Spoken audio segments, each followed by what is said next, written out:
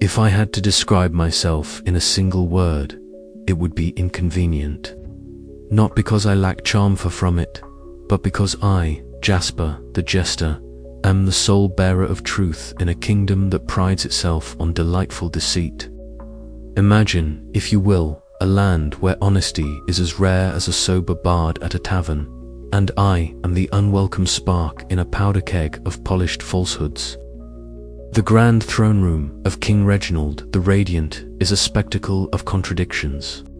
Velvet banners flutter alongside whispered lies, and the air hums with the buzz of sycophants eager to please a monarch fond of proclamations as capricious as the weather.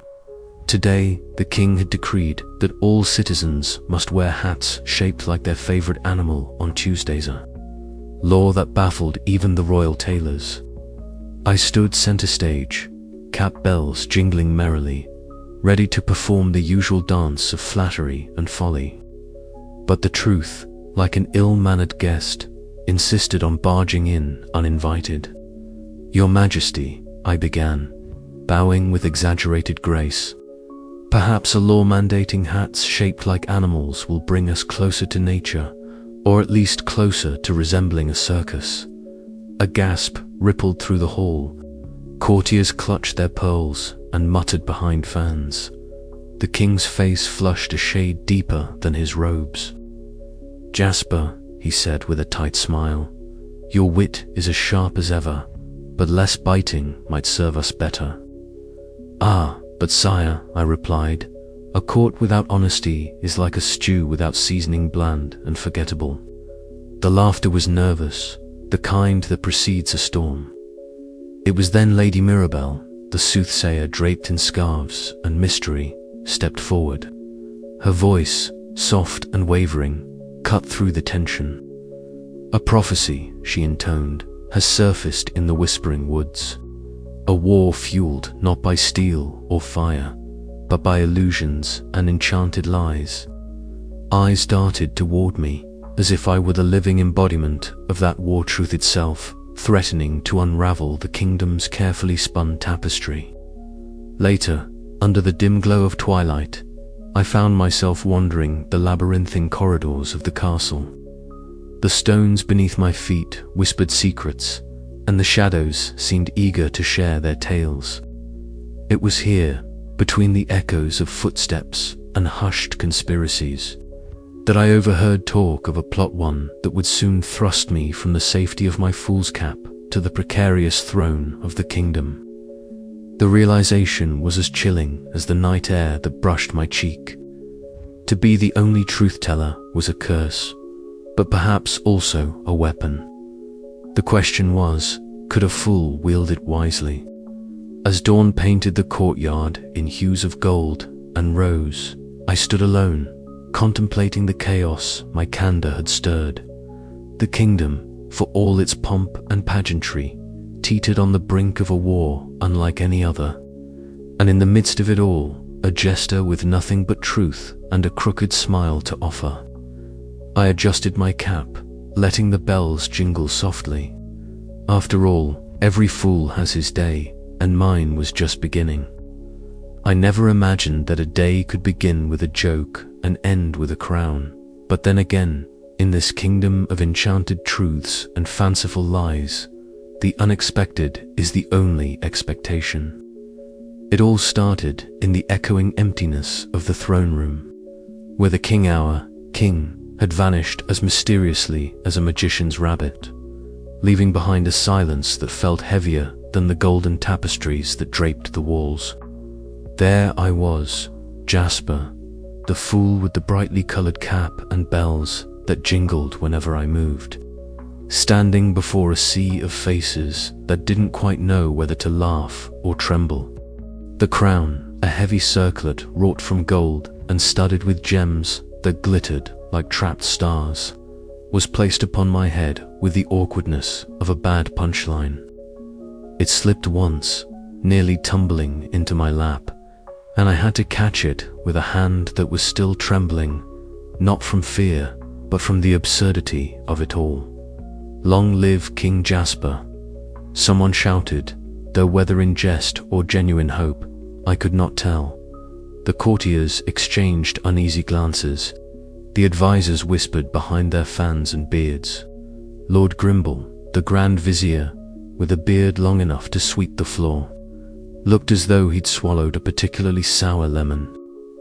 "A jester as king," he muttered, eyes narrowed. "This will be the ruin of us all." But the throne was empty, and the kingdom needed a leader. The old king's disappearance wasn't just inconvenient, was a ticking time bomb beneath the fragile peace we clung to. So, there I was, a fool crowned by accident and necessity, trying to make sense of a script I had never rehearsed. My first audience was a comedy of errors. I stood before the council, attempting to deliver a speech, but instead, my words stumbled out like a drunken minstrel's tune. "My lords and ladies," I began, clearing my throat, "I am neither wise nor noble. I am, in fact, a fool. But perhaps, if folly is all I have, then folly shall be my guide." The room fell silent, then erupted into murmurs. Lady Merthyr, the royal chamberlain, gave me a sly smile, the only sign of encouragement in the sea of disapproval.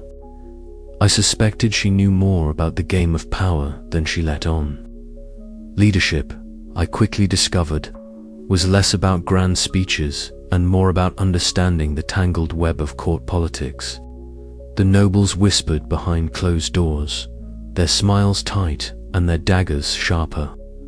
My honesty was a blade that cut too deep, unraveling the comfortable lies that held their fragile alliances together. Realizing that I couldn't face the looming threat alone, I turned to the kingdom's most unlikely resource, its outcasts, misfits, and fools. The army I envisioned was not of polished knights or fearsome warriors, but a ragtag band of oddballs, each with quirks that made them seem ill-suited for battle, but perhaps perfect for the fight ahead. There was Sir Bumble, a knight whose armor looked as though it had been through one too many brawls, and whose coordination was more slapstick than skill. There was Whisper the Silent, a scout who never spoke a word but conveyed everything through gestures and sharp eyes. Gathering them was a riotous affair, filled with mistaken identities, misplaced weapons, and laughter that echoed louder than the clang of swords. In the quiet moments, away from the clamor of court and camp, I found myself alone in my chambers. The cracked mirror reflected a man who wore a crown too heavy for a fool's cap, his eyes searching for the strength to lead when every instinct screamed to run. Doubt was a constant companion, but so was a strange, stubborn hope. For all the chaos and comedy, I realized that truth, no matter how inconvenient, was a weapon more potent than any sword. If I was to be king, then I would wield that truth, awkward and unpolished though it might be, to carve a path through the illusions threatening to engulf us all. And so, with a heart full of uncertainty and a head full of fool's wisdom, I stepped forward into the storm, ready to lead an army of idiots against a war of illusions. The crown might be too heavy for my cap, but it was mine, now accidental, absurd, and entirely real. But as the sun set behind the castle towers, casting long shadows over the uncertain road ahead, I couldn't shake the feeling that this was only the beginning of a much stranger tale. For in a kingdom where only the jester tells the truth, the real jest is yet to come. It began, as all great military endeavors do, with a parade of calamities. The training grounds, a once pristine expanse of manicured grass and polished stones, quickly became a stage for chaos under my direction. I, the newly crowned monarch whose closest experience to leadership was juggling flaming pies and telling uncomfortable truths, had been charged with shaping this ragtag band of enchanted oddities into an army. An army that, frankly, looked more like a collection of the kingdom's best mistakes Take moth-eyed Marla, for instance. Her eyes, a gift of enchanted night vision, were a constant marvel and a constant headache. While she could spot a shadow in pitch darkness or discern the shimmer of hidden magic, she often mistook innocent illusions for lurking enemies, pointing out invisible threats with a shriek that sent the others scattering. Her wide eyes, glowing faintly even in daylight, gave her an air of permanent astonishment, as if the world was a never-ending surprise party to which she hadn't been invited. Then there was Sir Stumbleton, a knight who might have been valiant if only his own enchanted armor didn't betray him at every turn. The armor was a relic from a long-forgotten enchantment, designed to protect, but cursed to trip its wearer up. So, instead of striking heroic poses, Sir Stumbleton spent most of his time sprawled on the ground, his helmet cocked at an angle that made him look perpetually puzzled. His stature was imposing, but his coordination was not, which made his attempts at discipline both tragic and hilarious. Whispering Wren was a scout who communicated solely through riddles and half-truths, a gift that was less practical and more maddening. Her soft voice, cloaked in feathers that seemed to flutter even without wind, would issue cryptic warnings that left the rest of the recruits scratching their heads or arguing amongst themselves about the meaning of her words. It was like trying to lead a conversation with a riddle wrapped in an enigma and sprinkled with nonsense. My first attempt at drilling this motley crew was, unsurprisingly, a disaster. Commands were misheard, abilities misused, and the enchanted quirks that made each soldier unique also made uniformity a cruel joke. "Forward march," I shouted, only to see moth-eyed Marla sprint off in the opposite direction, convinced she'd spotted an invisible enemy. Sir Stumbleton tripped over his own feet, sending a shower of sparks as his armor clanged against the stones. While whispering, Wren whispered a cryptic warning about shadows dancing between soldiers that no one understood. Despite the chaos, I refused to despair. If this army was to stand against a war of illusions, perhaps their quirks were not flaws but hidden strengths. After all, if you can't trust illusions, the ability to see through them or confuse the enemy with nonsense might be the very edge we needed. This theory was put to the test sooner than expected. One foggy morning, while the recruits bumbled through a routine exercise, moth-eyed Marla suddenly stopped, her luminous eyes narrowing. "There," she whispered, pointing to a cluster of trees where the morning mist seemed thicker, shimmering unnaturally. I approached cautiously, heart pounding with a mixture of hope and skepticism. As I peered into the mist, the shapes began to shift, phantoms, mirages, illusions designed to confuse and disorient. It was the enemy's magic in action, weaving falsehoods into the very air we breathed. "This is it," I declared. "The war isn't just about swords and shields. It's a battle of perception." The recruits gathered, their earlier mishaps replaced by focused attention. Sir Stumbleton, brushing dirt from his armor after another spectacular stumble, gave a determined nod. Whispering Wren, for once, spoke plainly. Truth cuts through veils that shadows weave. A strange camaraderie blossomed from the shared understanding. We were no longer just a band of enchanted fools. We were a force uniquely equipped to face the enemy's illusions. The absurdities that had once been our weaknesses could become our greatest weapons.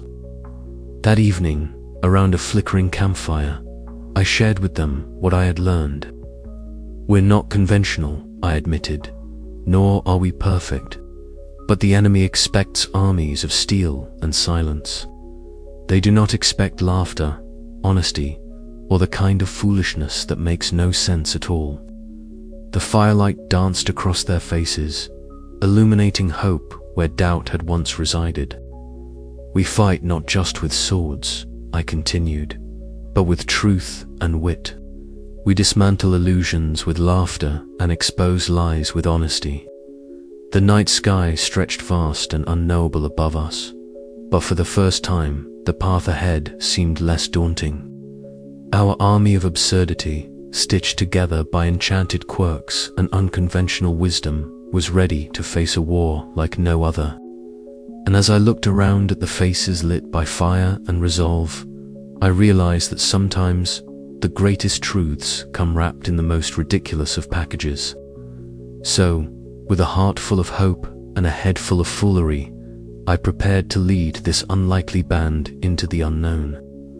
The war of illusions awaited, and we were ready to meet it with a smile, a jest, and the unyielding power of honesty.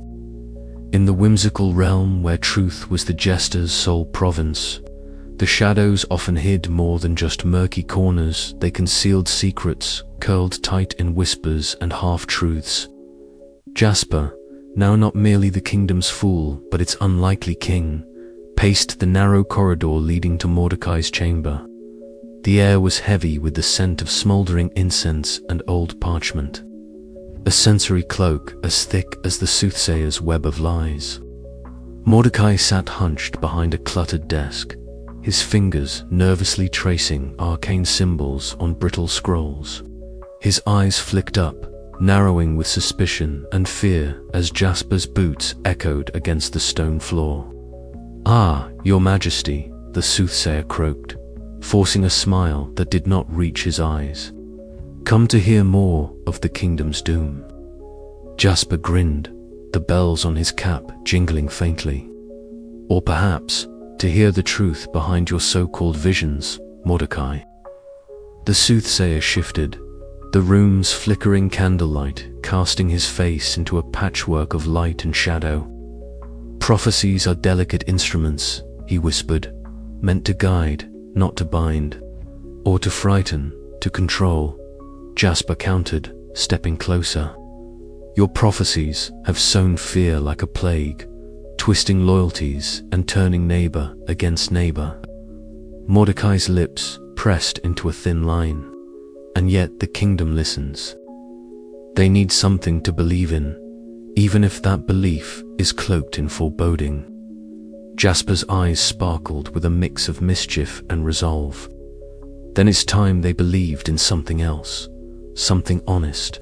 The confrontation was swift but charged, a dance of words and wit. Jasper's voice, usually a source of courtly amusement, now wielded the sharp edge of truth like a blade. He laid bare the inconsistencies in Mordecai's tales, the conveniently vague predictions that always foretold doom, and the subtle manipulations that kept the kingdom shackled in paranoia. Word spread quickly. The grand hall buzzed with nervous energy as Jasper summoned the court. Mordecai, pale and trembling, found himself on a makeshift stage, the spotlight of scrutiny glaring down like a relentless sun. "Here," the Jasper announced, his voice booming yet laced with satire. "The soothsayer's prophecies, a tragic comedy of errors, a manual for fear-mongering." He reenacted the most infamous predictions with exaggerated flare dragons that never came, plagues that missed their mark, wars that dissolved in smoke. Laughter rippled through the crowd, uneasy at first, then genuine. Some courtiers exchanged glances, realization dawning like a slow sunrise. Lady Mirabelle, standing nearby, whispered to Sir Percival, "Could it be that we've been puppets to a charlatan's script?" "Or perhaps," Sir Percival replied gruffly, "we've needed the script more than the truth." After the spectacle, Jasper found himself alone in the palace gardens. The moon cast silver light over dew-speckled leaves, and the night's chill crept under his skin. Lady Mirabelle joined him, her gaze thoughtful. "Some lies," she mused, "are like the mortar in a crumbling wall. Without them, everything falls apart." Jasper nodded slowly. "But walls built on lies are prisons as much as protection. I wonder if truth can build something stronger, even if it cracks and shifts." She smiled faintly, only a fool would try.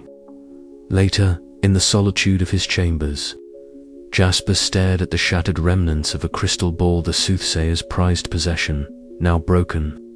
The fragments glittered in the candlelight like shattered dreams.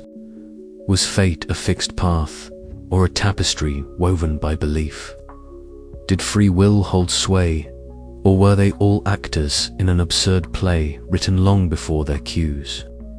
Jasper's heart ached with the weight of the questions, but also beat with the thrill of possibility. The truth, he realized, was not a blunt instrument, but a sharp wit. A dance of light and shadow, a puzzle with pieces yet to be placed.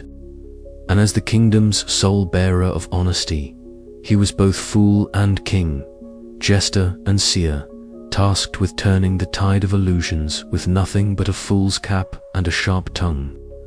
As dawn crept over the horizon, Jasper donned his motley once more, the bells jingling a hopeful tune. The soothsayer's reign of fear was broken, but the war for the kingdom's soul was only beginning. And so, with a grin and a bow, Jasper stepped out to face a world eager for truth, yet still tangled in the webs of enchanted lies. The punchline was his to deliver, and the kingdom waited, breath held and hearts uncertain, for the next act in this comedy of errors. After all, Jasper mused aloud, if fate has any sense of humor, it's going to be a good one. The stage was set, the players assembled, and the jester's tale was far from finished. The dawn broke over the shimmering plains like a bad joke told at the wrong time, Mokewood, unexpected, and slightly unsettling in its timing. The jester stood at the head of his ragtag army, the motley colors of their garb swirling in the morning breeze, reflecting the chaotic spirit of the moment. Around him, the soldiers fidgeted nervously, unsure whether to trust their senses or the odd spark of hope that had begun to kindle in their hearts. Ladies, gentlemen, and those who prefer not to be categorized, the jester began, his voice ringing clear and crisp. Today we face an enemy who dresses in smoke and mirrors, quite literally. Their weapons are lies, their armor made of illusions. But we have something far more powerful, truth, and a bit of well-timed foolishness. Sergeant Blunderbuss gave a hearty laugh, his armor clanging loudly. Aye, sire. And if that fails, I have a knack for tripping over my own feet and taking half their battalion with me. The jester grinned, tapping his cap spells with a finger. Excellent strategy, Sergeant. We'll call it the Blunderbuss Ballet. As the enemy forces materialized on the horizon, the ground seemed to ripple like heat waves on a summer's day. Soldiers appeared and vanished, their forms flickering between solid and ephemeral. Arrows sang through the air only to dissolve into harmless sparks moments before impact. The jester's army hesitated, eyes wide as the battlefield itself seemed to warp around them. Remember, the jester called out, what you see is not always what is. Trust your wits, not your eyes.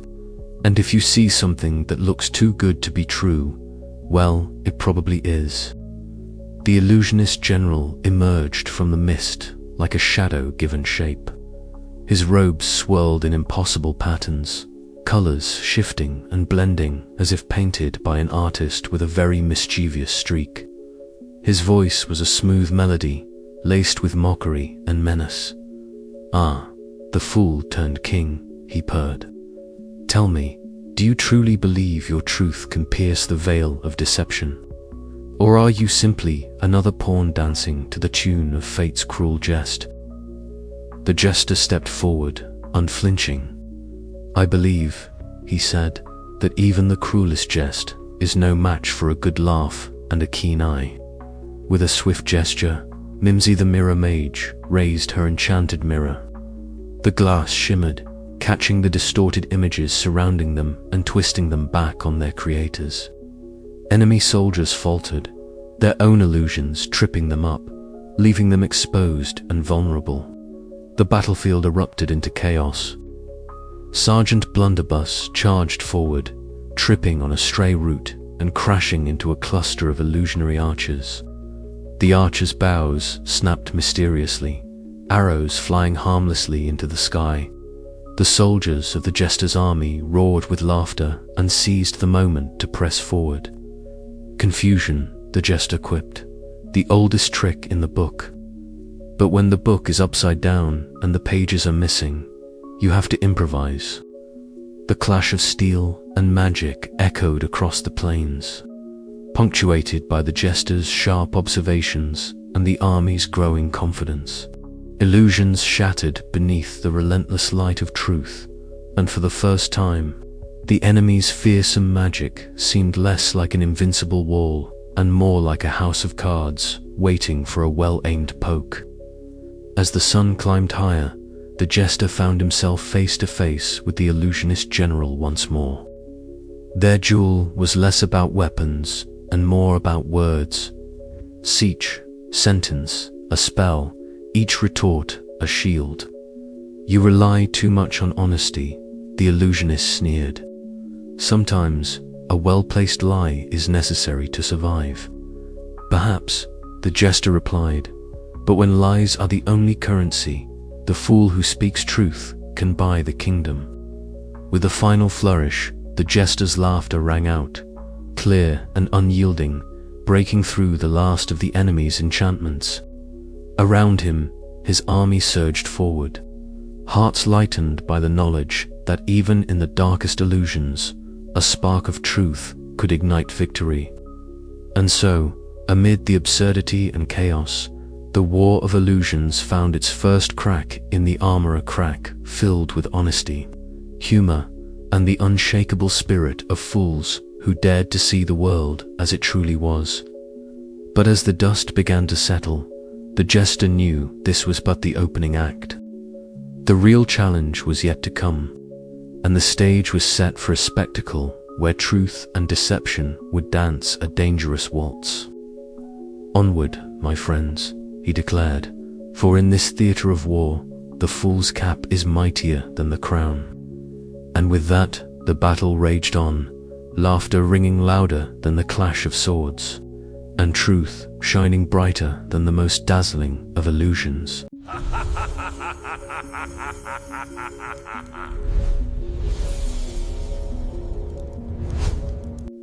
The dawn crept over the battlements like a shy child peeking into a room full of secrets.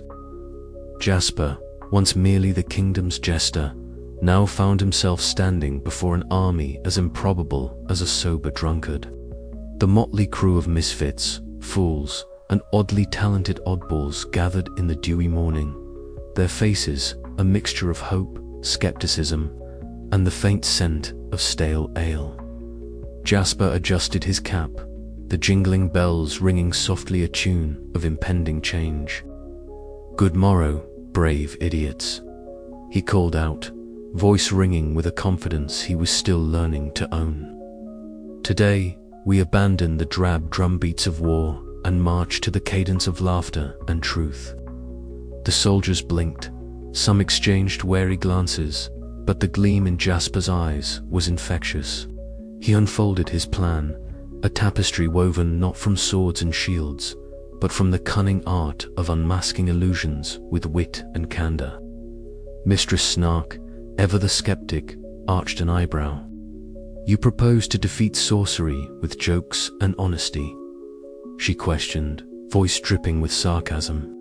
"Indeed," Jasper replied with a grin, "for what is an illusion but a lie dressed in finery? And who better to unmask lies than a fool who tells the truth?" Captain Blunderbuss scoffed, thumping his chest. "Bah, I've seen more effective tactics in a drunken brawl at the tavern." Yet even he couldn't suppress a chuckle when Grumple, the army's slowest recruit, attempted a simple marching drill only to trip spectacularly over his own foot, landing with a graceless flop that sent nearby soldiers into peals of laughter. This spontaneous comedy thawed the icy doubts that had clung to the camp like morning mist. As the day wore on, Jasper organized training unlike any the kingdom had seen. Instead of rigid drills, he encouraged storytelling, riddles, and mock battles where the weapons were words and the shields were honesty. The soldiers learned to spot the subtle cracks in their foes' magical facades, to challenge illusions not with brute force, but with the unexpected weapon of truth. One moonlit night, Jasper took a small group to test his strategy. They approached an enemy outpost surrounded by shimmering illusions walls that shifted like mirages, enemies that flickered and doubled. Jasper stepped forward, voice loud and clear, and told a story so absurdly truthful about the enemy commander's obsession with collecting enchanted spoons that the illusions wavered, then collapsed like mist under the morning sun. The soldiers stared in disbelief, then erupted into cheers. "It works," Jasper whispered, the weight of the crown feeling just a bit lighter. Yet, not all was smooth. Mistress Snark warned that relying on humor and honesty was a gamble against foes who thrived on deception. "If we falter," she said, "our laughter will ring hollow, and the truth may cut us deeper than any blade." But Jasper was undeterred. He believed that in a world twisted by lies and illusions, only a fool armed with unvarnished truth could turn the tide. As the chapter closed, the Jester's army, once a motley band of misfits, began to see themselves as something more, a force that could defy magic with the sheer power of wit and candor. And so, the war of illusions was met not with swords alone, but with laughter that echoed through the enchanted forests and truth that burned brighter than the fiercest spell. It began, as most things did in this topsy-turvy kingdom, with a reflection, or rather, 1,000 reflections. Standing at the edge of what should have been a straightforward battleground, I found myself staring into an endless hall of mirrors. The enemy had outdone themselves. Walls of glistening glass rose from the earth, each pane shimmering with enchantments that distorted, duplicated, and multiplied every image. Our army, my army, was caught in a funhouse of magical trickery. The only problem was, this wasn't a carnival ride, it was a war zone. I adjusted my fool's cap, the bells jingling nervously as I took a deep breath. The court might have enjoyed my honesty, but honesty on a battlefield was a different matter entirely. "Well," I muttered to myself, "if everyone else is lying, at least I have the truth on my side. Though judging by these mirrors, the truth might be playing hide and seek." Sir Bumblebottom, our esteemed captain of the idiots, stumbled beside me, his oversized helmet wobbling perilously. "Your Majesty," he said, squinting at the kaleidoscope of reflections, "which one is the enemy? All I see are hundreds of me, and none of them look particularly threatening." "That's the point," I replied, trying to keep the dry humor from spilling into panic. "They want us to waste time chasing shadows and reflections. But shadows can't bite, and reflections don't bleed." Bumblebottom attempted a brave nod, only to trip on his own feet moments later, sending a clatter of armor plates jingling like a maraca. The troops around us suppressed chuckles, the tension momentarily broken by the captain's pratfall. Even amid the chaos, camaraderie found a foothold. Our scout, Flick, darted forward, his small frame weaving between the mirrored walls with the grace of a squirrel and the eyes of a hawk. "Your Majesty," he called, voice sharp and eager. "I think I've found a way through. The reflections don't cover every inch. There are cracks and spaces where the magic falters." I raised an eyebrow. "Lead the way then, but stay sharp. This is no ordinary maze. It's an illusionist's playground, and our foe is a master of deceit." As we followed Flick's lead, the mirrors began to twist and ripple, the surface shimmering like liquid mercury. From atop a raised pedestal of gleaming glass, Mira, the enchantress, materialized. Her robes flowed with iridescent hues, and her eyes, reflecting countless images, bore into me with a mixture of amusement and menace. "Ah, the fool who speaks truth," she purred, voice echoing eerily through the mirrored hall. "Did you think you could outwit illusions with mere honesty? How quaint," I grinned, the bell on my cap jingling in defiance. "Dear mirror, sometimes the simplest truth is the sharpest blade. You spin your webs of glittering lies, but even a fool can see through the shimmer." With a flick of her wrist, the mirrors pulsed, and the reflections exploded into a dazzling array of illusions, phantoms of soldiers, shifting landscapes, and haunting laughter. The battlefield twisted into a surreal dance of light and shadow. Sir Bumblebottom charged, rallying the troops with a booming, if somewhat off-key, battle cry. But every step he took, another Bumblebottom appeared, stumbling in perfect slapstick synchronization, turning the charge into a chaotic ballet of confusion. Our soldiers found themselves laughing and tripping, their focus fractured by the absurdity. I called out, "Remember, comrades, the real enemy doesn't stumble. Follow the truths you know, not the lies you see." Slowly, the tide began to turn. Using humor as a shield, I pointed out the inconsistencies in the illusions, the way a reflection's shadow didn't match its source. The sound of footsteps echoed too late, the way the air felt cooler near the real path. Flick led us through the gaps in the glass maze, his keen eyes guiding our steps. Each breakthrough was met with renewed hope, the laughter of confusion turning into cheers of cautious triumph. Mira's smile faltered, her illusions flickering like a candle in a draught. "You may see through my tricks, fool," she hissed, "but the game is far from over." "Oh, I do love a good game," I replied, bowing mockingly, "especially when the rules are made up and the points don't matter." As the army rallied behind me, we emerged from the labyrinth of mirrors more united and determined. The battlefield, once a maze of deception, had become a stage for our own brand of truth and folly. But as we prepared for the next act, I couldn't help but wonder how many more illusions awaited us, and would our laughter be enough to shatter them all? The jingle of my cap was louder now, a clarion call to the absurdity and courage that defined us. And in this enchanted kingdom where lies were currency, perhaps the greatest weapon was a fool who refused to lie. With a final glance at the shimmering battlefield behind us, I muttered, "Onward, my army of idiots. Let's show them how truth dances with folly." And so, the dance continued, mirrors, reflecting not just illusions, but the indomitable spirit of a fool turned king. The court of confusion, the throne room, usually a place of pomp and predictability, had become a theater of whispered plots and barely concealed panic.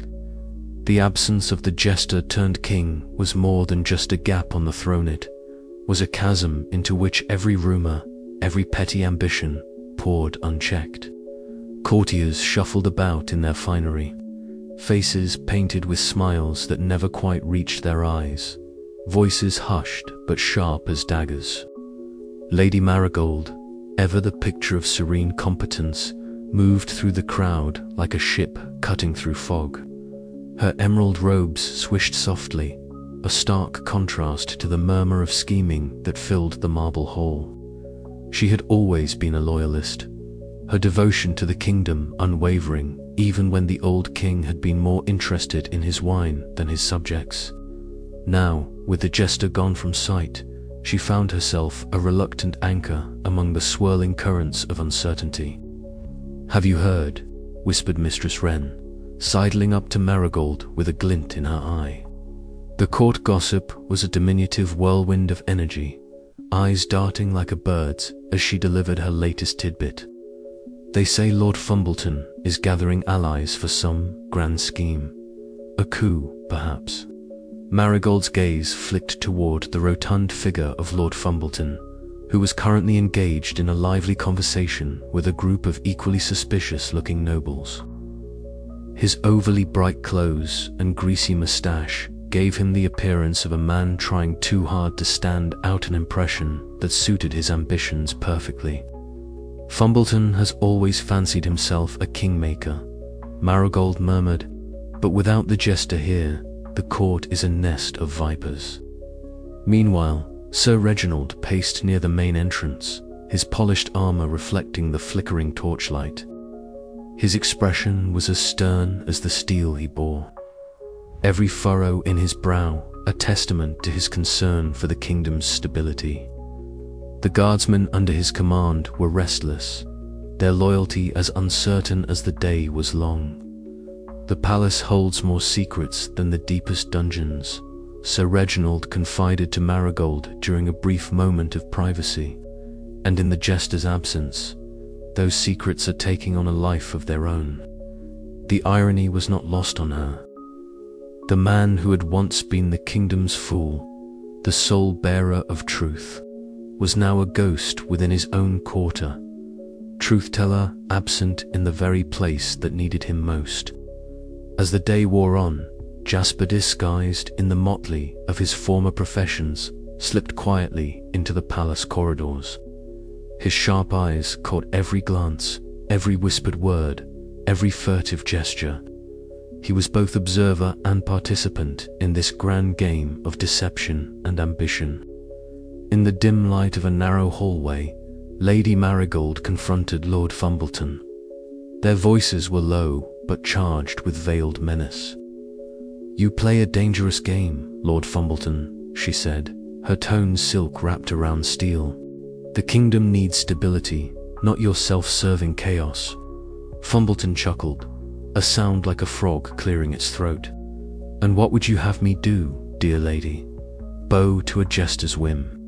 The throne without a king is a prize worth seizing." Their exchange was interrupted by the sudden appearance of Mistress Wren, who brandished a folded note like a weapon. "This just arrived," she announced, eyes gleaming. "An invitation to an exclusive gathering where the fate of the kingdom will be decided." Marigold unfolded the note, her expression darkening. "The court is unraveling," she whispered. Jasper stepped forward, revealing himself with a flourish that drew startled gasps. "Or perhaps," he said with a crooked smile, "it is simply untangling the lies that have bound it." The courtiers turned, some aghast, others intrigued. The jester's presence was a bomb and a challenge, his honesty cutting through the fog of deceit like a blade. "We are at a crossroads," Jasper declared, his voice ringing with unexpected authority. "Choose loyalty to the kingdom, or be swept away by the tides of your own making."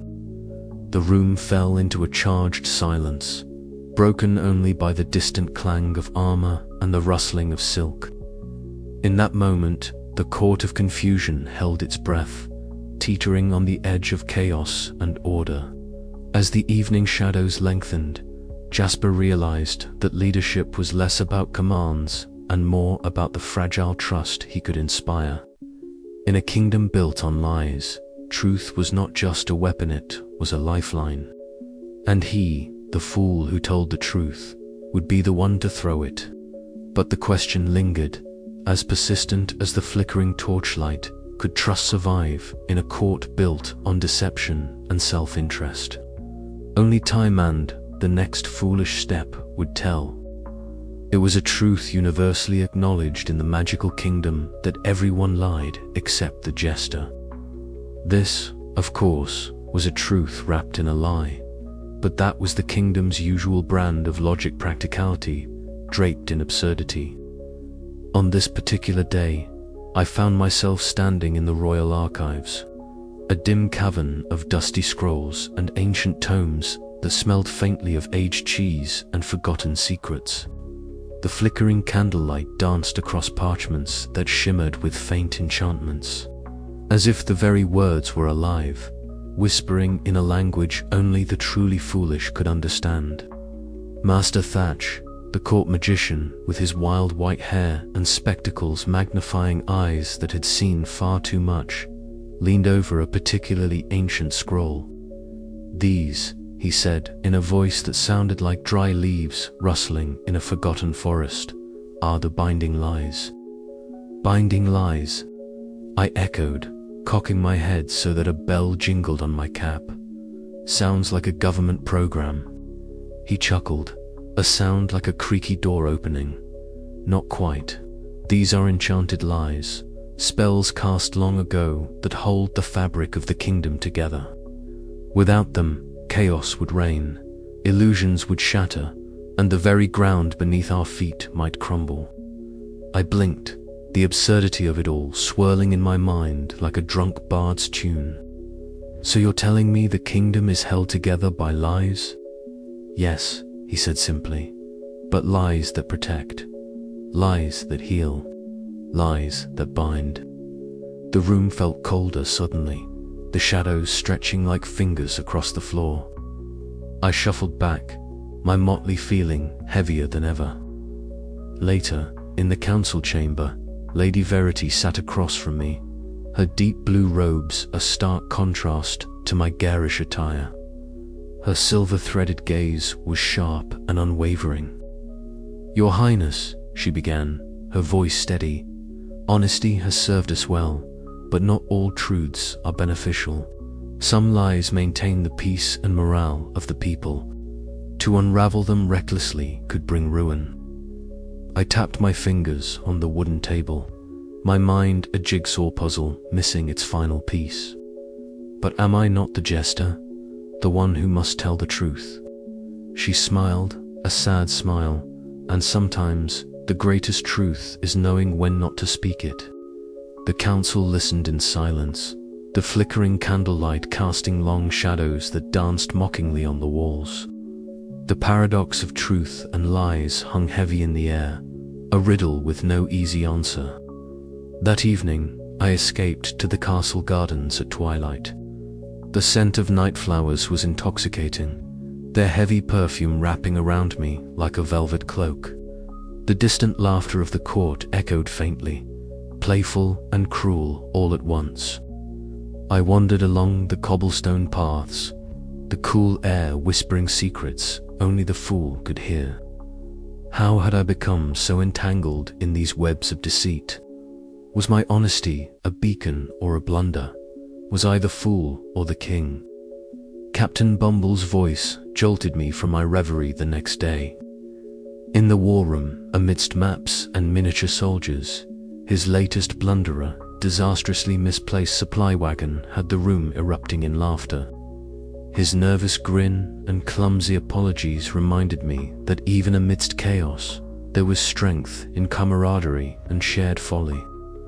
Perhaps, I thought, the kingdom was not just held together by lies or truths, but by the laughter and resilience that lived between them.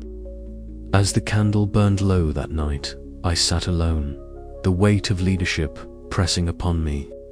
The enchanted lies that bound our realm were not mere falsehoods, but a complex tapestry woven with care and necessity. To lead was to navigate this delicate balance, to know when to speak and when to smile in silence. And so, with a fool's heart and a king's burden, I resolved to embrace the paradox, to wield truth and lie alike as tools in the grand performance of governance. But just as I thought I understood the script, a new whisper stirred the prophecy, ever so unlucky, hinting that the greatest illusion was yet to come. And with it, the question, was I fool or king, or merely a player in a far grander jest? The game was far from over, and the punchline, I suspected, was yet to be delivered. The grand hall of the Illuminary Palace was no longer a place anyone could recognize with certainty. What once had been solid stone walls and polished marble floors now rippled like liquid glass, as if the very fabric of reality was being kneaded by unseen hands. Chandeliers hung upside down from the ceiling, their candles flickering wildly yet casting shadows that danced with a life of their own. independent of their flickering flames. The air smelled faintly of burnt sugar and ozone, a scent that made the hairs on the back of my neck stand on end. I stood at the center of this surreal stage, my fool's cap jingling softly with each nervous twitch of a head or shrug of a shoulder. Facing me was Mordrith the illusionist, the enemy's enigmatic leader whose reputation for weaving nightmares and fantasies alike was as legendary as his disdain for honesty. He was draped in robes that shimmered and shifted like smoke caught in a breeze, his face obscured by a mask that flickered one moment beautiful, the next terrifying. His eyes gleamed with a cunning that could have frozen a lesser man in place. "Ah, your majesty," Mordrith purred, his voice smooth as silk and twice as dangerous. "I trust you're ready to dance with shadows, to play with mirrors and smoke." I adjusted the motley around my shoulders and grinned, the bells on my cap chiming. "More ready than you think, Mordrith. After all, a fool's greatest weapon is the truth, something your illusions can never wear like a cloak." Sergeant Bumble shuffled beside me, his armor clinking awkwardly. He gave a nervous glance at the swirling room. "Do you think this is safe, sire?" "Safe?" I chuckled. "When have I ever been safe?" Mordrith waved a slender hand, and the walls around us began to warp further, twisting into impossible angles and shapes. The floor beneath my feet shifted like a kaleidoscope, colors bleeding into one another and forming dizzying patterns. From the edges of the room, phantasmal figures emerged, ghostly dancers, snarling beasts, and whispering faces that dissolved before you could focus on them. "Behold," Mordrith declared, "the power of illusion. What you see is not what is, and what is will never be trusted." I took a deep breath, feeling the weight of every eye real and spectral on me. "Then let us see if your illusions can withstand a fool's honesty." With that, I began, not with magic, for I had little of that sort, but with words, the sharpest tool in my arsenal. I pointed at the nearest phantom, a snarling wolf made of smoke and shadow, and said, "You're not a wolf, but a trick of light and fear. And like all tricks, you're empty underneath." The wolf flickered, its snarls turning to confused whimpers before it dissipated into a wisp of smoke. Encouraged, I moved on, calling out the lies behind each illusion. "This chandelier doesn't hang upside down. It's your mind playing a cruel joke. That echoing laughter, just the wind trapped in your ears."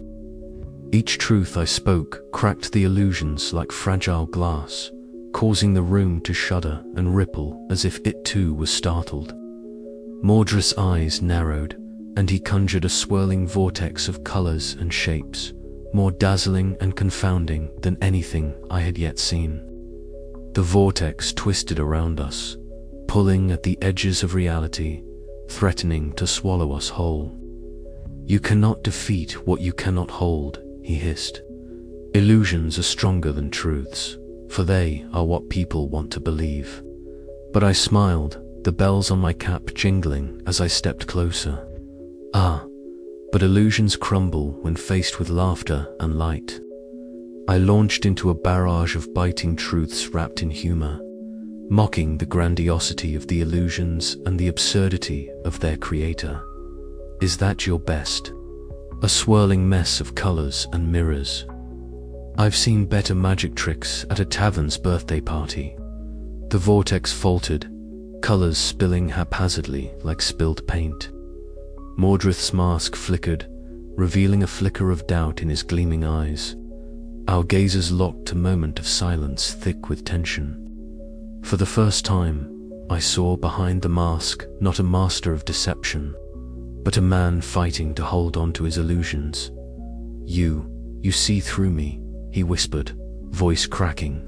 "Indeed," I replied softly, "because I have no illusions to hide behind."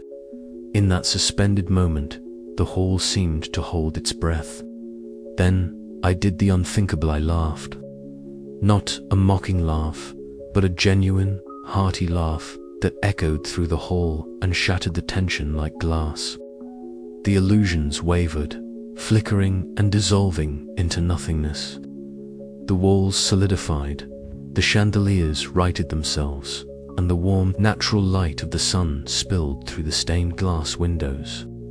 Mordred staggered back, his mask finally falling away to reveal a face both weary and begrudgingly respectful. "You are a fool, indeed, but perhaps the greatest of all." I bowed with a flourish, bells jingling merrily. A fool who tells the truth is the most dangerous player in any game. Sergeant Bumble clapped me on the back, nearly knocking me over. "Well done, sire. That was, well, extraordinary." "Extraordinary, yes," I replied, eyes still on Mordred. "But this is only the beginning. The war of illusions still brews, and now they know our greatest weapon, a fool who never lies." As we left the illuminary palace behind, the first rays of dawn broke over the horizon, painting the sky with hues of gold and rose. The battlefield ahead was uncertain, but for the first time, hope flickered in the hearts of the army of idiots I led. For if even the greatest illusionist could be undone by truth and laughter, then perhaps there was a chance we could win this absurd war after all. And if not, well, at least it would be one hell of a story to tell.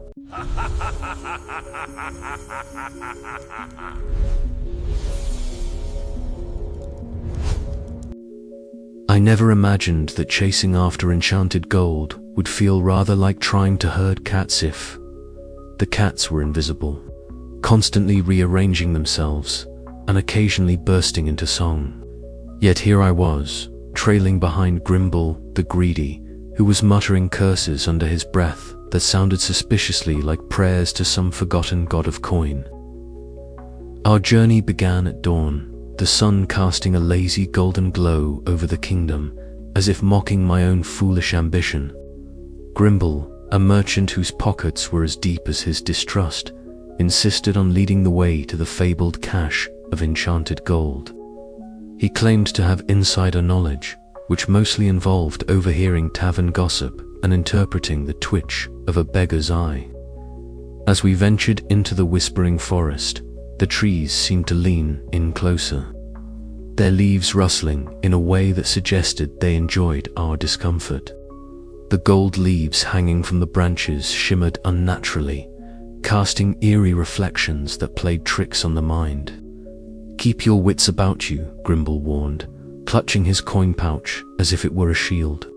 "This place doesn't take kindly to fools or greed." I snorted. "Suits me perfectly. I'm a fool by trade, and greed is not my style, though I do fancy a shiny bauble now and then." Our path was anything but straightforward. At one point, a sudden burst of laughter echoed from the trees, and a cluster of golden acorns tumbled down, narrowly missing my head.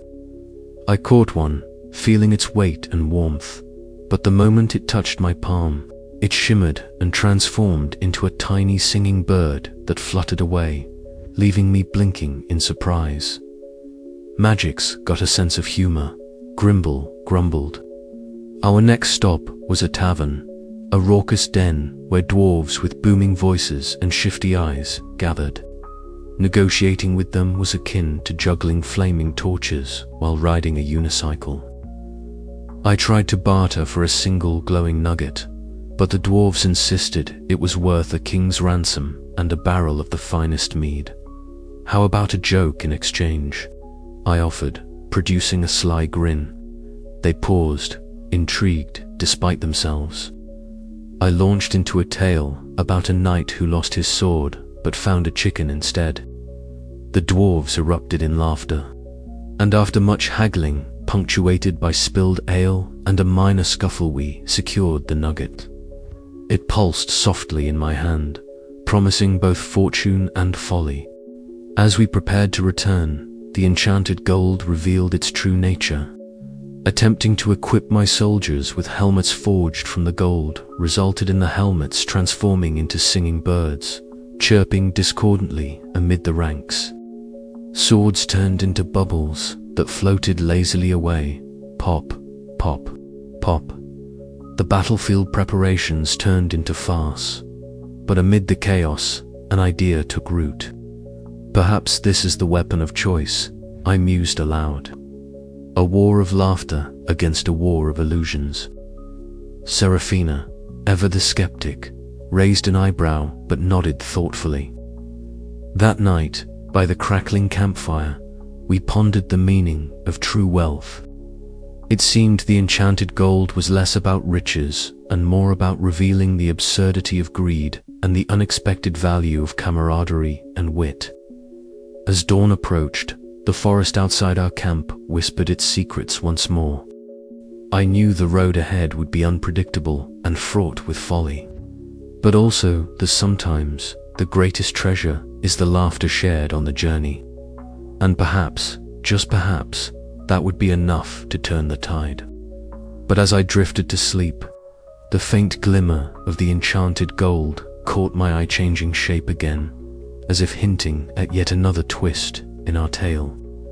If gold was foolish, then I was the fool to lead it, and I was ready to play my part. The prophecy rewritten. If there was one thing Jasper the Jester had learned since donning the crown, it was that the truth was a slippery beast, far more complicated than the simple jests he'd tossed before the court. It had teeth, claws, and an inconvenient habit of biting just when you thought you had it by the tail. And on this particular morning, in the musty shadows of the Royal Library, Jasper was about to discover just how tangled the kingdom's fate could be. "Are you quite sure this is the original scroll?" Jasper asked, eyeing the yellowed parchment held carefully in Quill's trembling hands. Quill, the chronicler, adjusted his spectacles and nodded nervously. "Most assuredly, Your Majesty. This copy predates the soothsayer's public reading by several decades. The language is archaic, but the essence should be intact." Jasper tapped his wooden scepter against the oak table, the soft jingle of the bells in his cap echoing faintly. "Then explain to me why the words here are so very different from what Madame Vex proclaimed to the court." Together, they bent over the scroll, tracing the faded ink with careful fingers. The prophecy, as it had been interpreted, foretold an inevitable war born of lies and illusions, a shadowed doom hanging over the kingdom like a storm cloud. Yet here, in this ancient text, the tone was less dire, almost playful in parts, and with a curious openness about choices yet to be made. "It seems," Quill murmured, "that the prophecy was less a fixed decree and more a warning. A riddle wrapped in metaphor." Jasper grinned, a spark of mischief lighting his eyes. "Sounds like my kind of prophecy. A puzzle, not a prison." But as they studied the text, a more troubling realization dawned on them.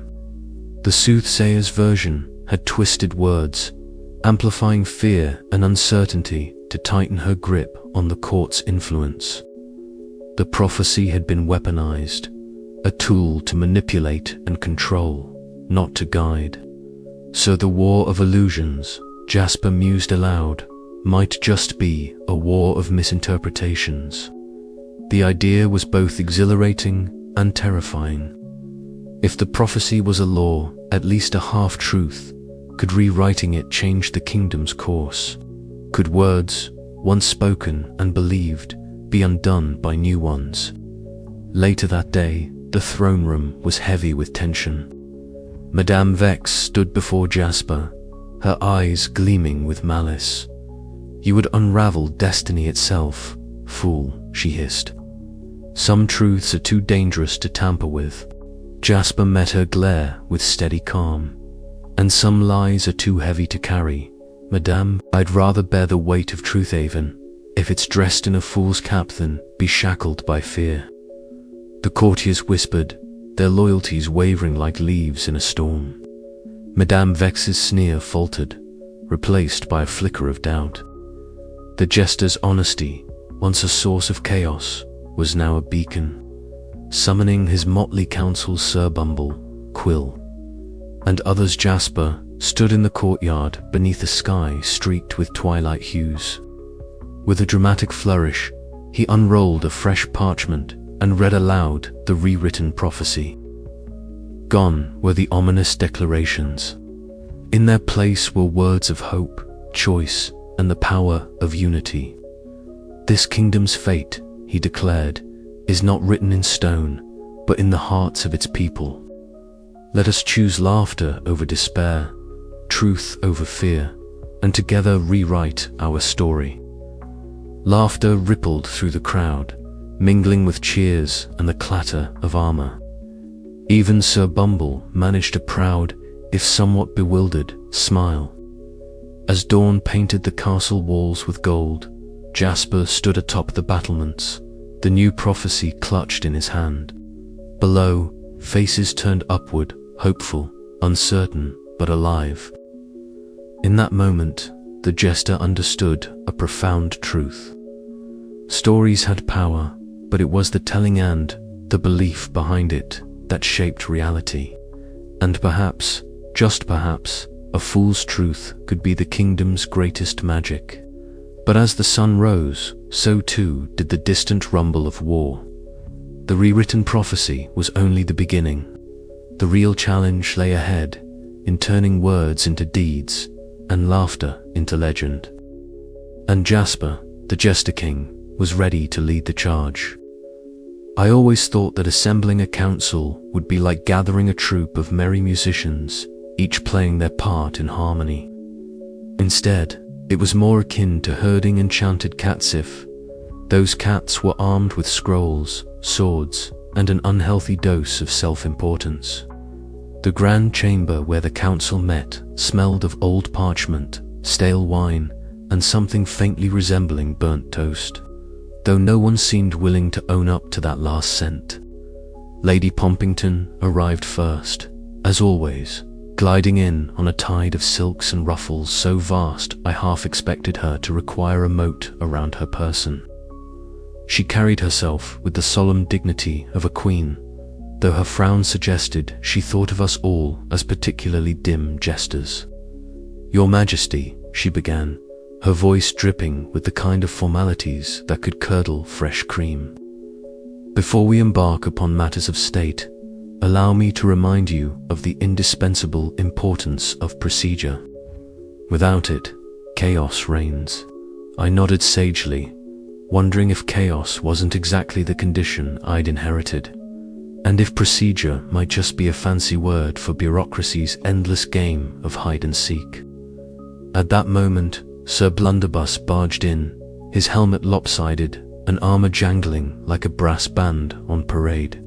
"Your Majesty, the enemy approaches," he bellowed, waving his oversized sword like a flag of surrender or possibly confusion. Mistress Quibble followed close behind, her eyes darting over a tome so thick it could double as a weapon. "Technically," she interjected, adjusting her spectacles, "any declaration of war must be preceded by a formal notice, delivered in triplicate and countersigned by at least 2 witnesses.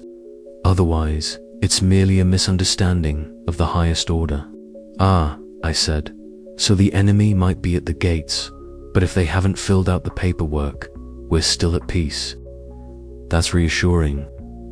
The chamber erupted in a flurry of papers as Lady Pompington began outlining the kingdom's regulations, each clause more labyrinthine than the last. It was a masterpiece of obfuscation, designed to sound impressive while accomplishing nothing. I found myself chuckling quietly, which earned me a look from Mistress Quibble that could have frozen molten gold. Amid this chaos, the Whisperer lingered in the shadows, as always. I caught their eye and felt a shiver run down my spine.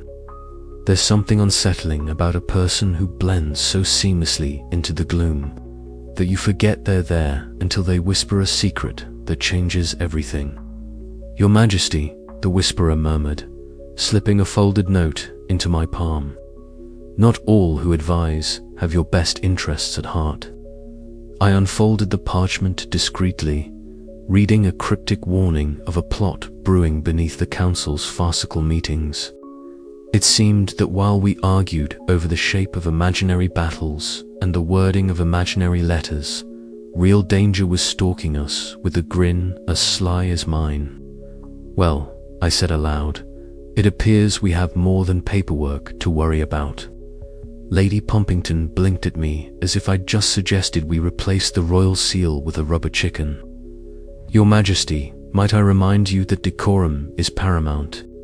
"And might I remind you," I replied, "that sometimes the truth prefers a bit of disorder." As the meeting wore on, I learned much about the strange alchemy of governance. Wisdom was often hidden beneath layers of nonsense, and folly at times wore the guise of strategy. Yet, in this motley assembly of misfits, I glimpsed the threads that might just hold our kingdom together, if only we could stop tripping over them long enough to weave them properly. The night ended with no clear solutions, but with a promise that even the most absurd counsel could be the kingdom's greatest strength, if only we could laugh long enough to outwit the shadows gathering beyond our walls. And so, with a heart full of hope and a head full of jingle bells, I prepared for the next act in this comedy of errors. Because in a land where only the fool tells the truth, sometimes the best counsel is a good laugh followed by a sharper blade of wit. But as the candles guttered and the echoes of debate faded, I couldn't shake the feeling that the real fool was the one who thought this would be easy. After all, history has a cruel sense of humor, and I was its punchline. The siege began not with a clash of swords or the thunder of catapults, but with a decidedly unexpected volley of pies. Yes, pies. Custard, cherry, and an unfortunate number of cream-filled marvels flew through the air like enchanted missiles, splattering on the enemy's battered siege towers and armor with a slapstick splendor that would have made any court jester proud. From his vantage point atop the city walls, the jester turned, king watched with a gleam in his eye and a grin that threatened to split his face. "Let them taste the sweetness of our resistance," he declared, his voice ringing out above the cacophony of laughter and squelching fruit. Around him, his ragtag defenders scrambled to reload their unconventional arsenal. Sacks of slippery marbles, enchanted whoopee cushions that emitted thunderous blasts, and the piece de resistance giant rubber chickens enchanted to squawk insults in the enemy's own tongue. Captain Snort, his trusty and wheezing leader of the city guard, led a contingent of guards decked out in the most ridiculous armor imaginable. Their helmets sported feathers and bells, their breastplates painted in garish polka dots, and their gauntlets fashioned to resemble oversized gloves that seemed more suited for juggling than battle. As they clanked and bumbled forward, their armor jingling and clanging with every awkward step, the besieging forces halted in confusion. The sight was so absurd that the enemy soldiers found themselves doubling over in laughter, their battle lines fraying under the unexpected assault of mirth. Meanwhile, Lady Haphazard, the noblewoman advisor infamous for her erratic and unpredictable strategies, was orchestrating the defense from the war room.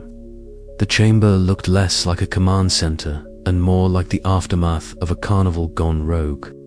Maps were strewn with rubber chickens, exploding whoopee cushions, and hastily drawn caricatures of the enemy's generals. Her hair, a wild tangle that seemed to have a life of its own, shimmered with faint magical hues as she frantically rearranged her plans with manic energy. "If they think they can storm Scilly with swords, let's show them the sharp edge of satire," she proclaimed, her eyes sparkling with a mix of panic and delight. The jester nodded approvingly, recognizing in her madness a kindred spirit. As the siege towers crept closer, the enemy commander, General Fumble, fumed in frustration. His armor was dented and smeared with pie filling, his helmet slipping perpetually over one eye. His attempts to rally his troops were undermined by the uncontrollable giggles and snorts spreading through his ranks like wildfire.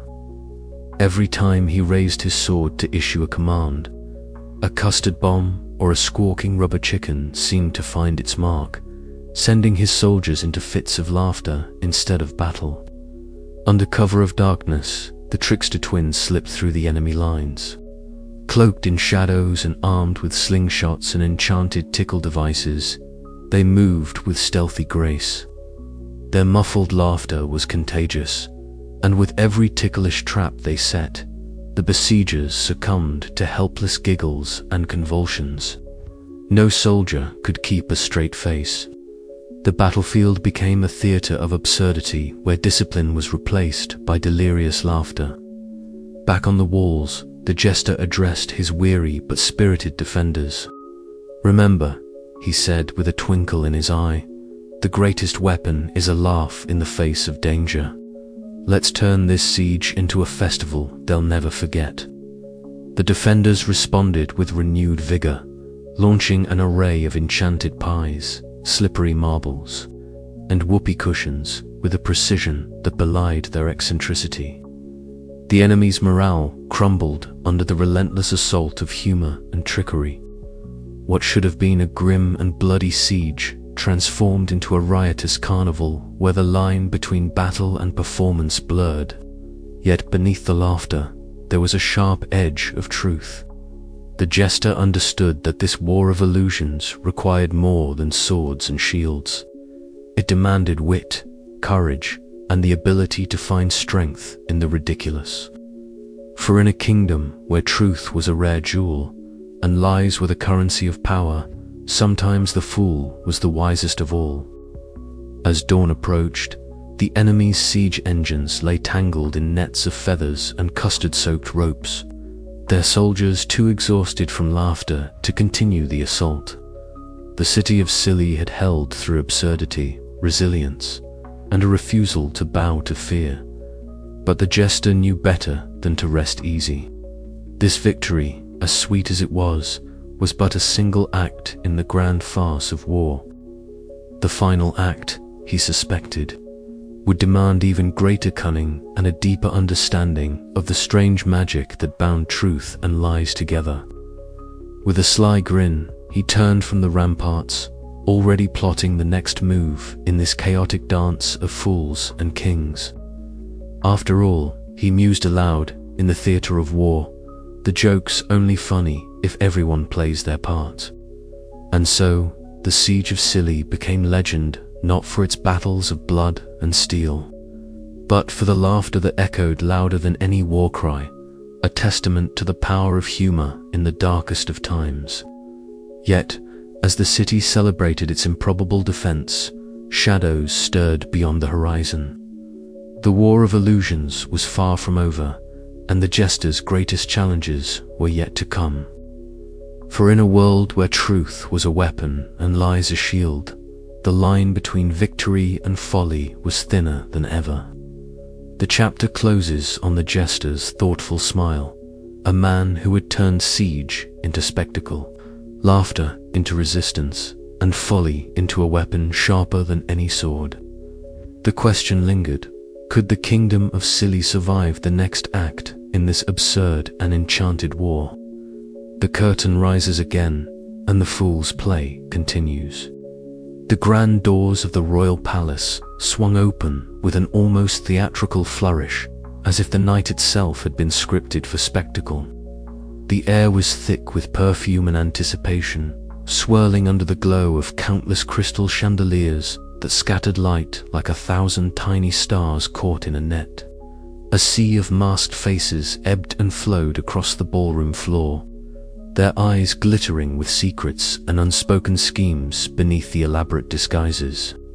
The jester, now king though the crown felt as foreign atop his motley head as a caged bird feels in a gilded cage, stepped into the heart of the masquerade with a mixture of amusement and wariness. Around him, the chatter and laughter wove a tapestry of lies and half-truths. This was a dance far more intricate than any performed on the polished marble floor. Every glance was a gambit. Every smile, a carefully calibrated mask of its own. The jester's keen eyes flicked from one guest to another, reading beneath the painted smiles and jeweled visages, sensing which truths lurked beneath the layers of deceit. For all the whimsy and revelry, the masquerade was a battlefield where alliances were forged and broken with a whispered word or a well-timed toast. He caught sight of Lady Merelda, her silver mask shimmering like moonlight caught in a spider's web. She moved with a feline grace, eyes sharp and calculating despite the softness of her gowns. Their paths crossed in a quiet alcove, away from the prying eyes and eager ears of the court. The flickering candlelight cast shadows that danced across their faces, revealing and concealing in equal measure. "Your Majesty," she murmured, voice smooth as silk but edged with steel, "the masks we wear are more than mere costume. They are shields and weapons alike. Tell me, can the fools see through them all?" The jester smiled, a wry twist of lips beneath the painted grin. "I see what lies beneath, Lady Merelda. Sometimes the truth is the most dangerous mask of all." Their exchange was interrupted by a ripple of gasps from the ballroom. The crowd parted like a tide, revealing Lord Grimald in the center, his dark velvet mask torn away to reveal a smirk that was all challenge and contempt. The jester moved toward the disturbance, every step measured and deliberate. "So, the great unmasking," Lord Grimald sneered, his voice dripping with mockery. "Tell me, fool, what use is your truth when it leaves you so vulnerable?"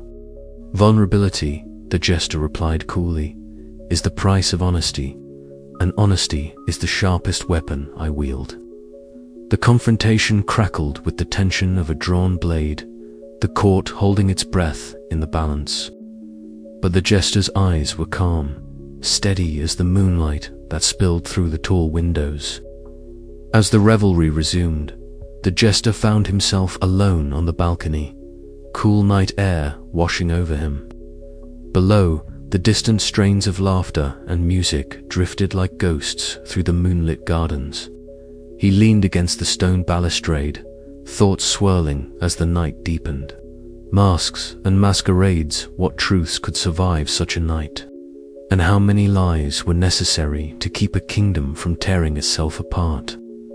The jester's heart was heavy with questions, yet buoyed by a fragile hope that even in a world built on deception, laughter and truth might yet find a place to dance together. The night was far from over, and the game had only just begun. The jester knew that the masks would come off eventually, but when they did, what would be left beneath? And would the fool's truth be enough to hold the kingdom together, or would it shatter like glass under the weight of its own revelations? With a final glance toward the glittering ballroom, the jester stepped back into the shadows, ready to play his part in the greatest masquerade of all.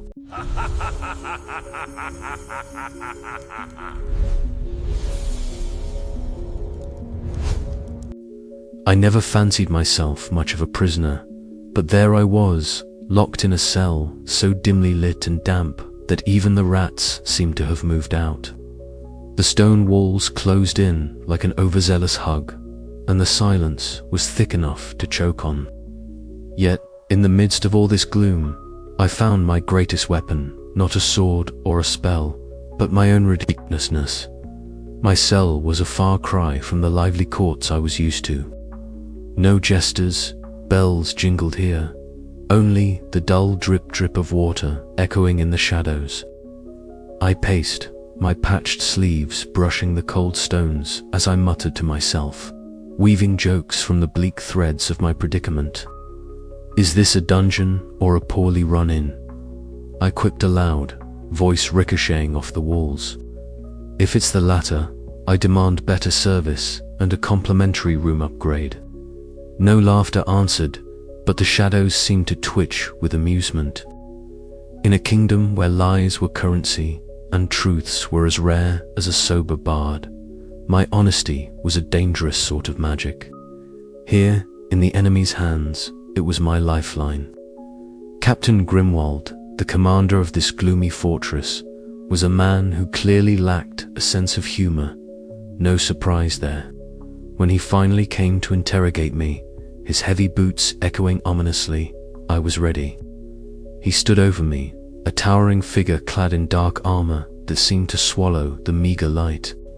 His eyes, sharp and cold, searched for weakness. I gave him a smile that was part fool, part fox.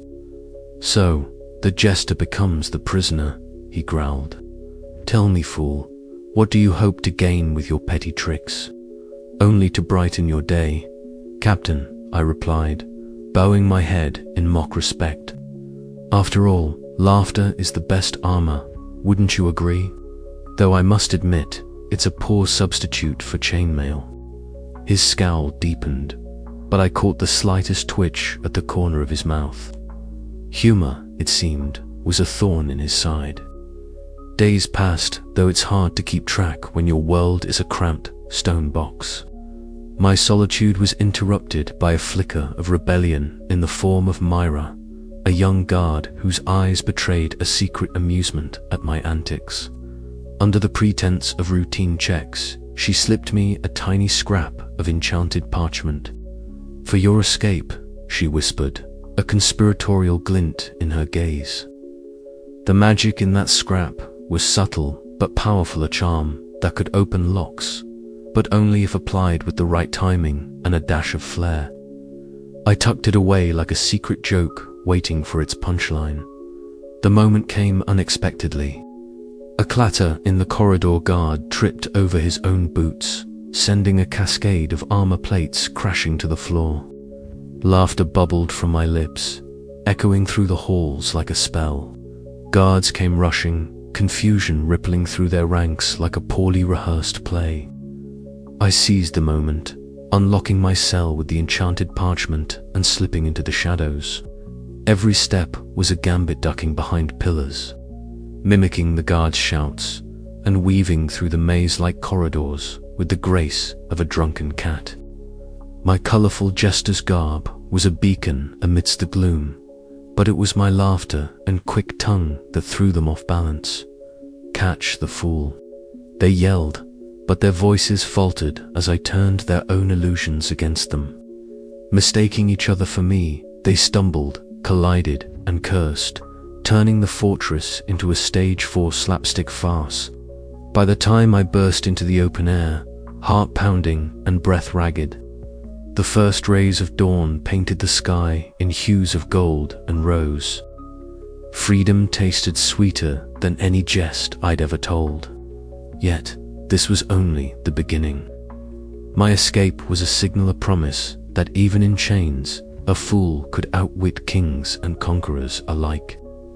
The war of illusions was far from over, but I had learned that truth, wrapped in humor, was a weapon sharper than any blade. As I vanished into the morning mist, my laughter lingered behind, a reminder to friend and foe alike, in a kingdom built on lies, the fool's truth was the greatest magic of all. But the question remained, how far could humor carry a king when the stakes were as high as the throne itself? The answer, like all good jokes, was just waiting for the right moment to reveal itself. The morning mist curled like a lazy serpent through the dense forest, wrapping the ragtag army in a damp, chilly embrace that seemed to slow time itself.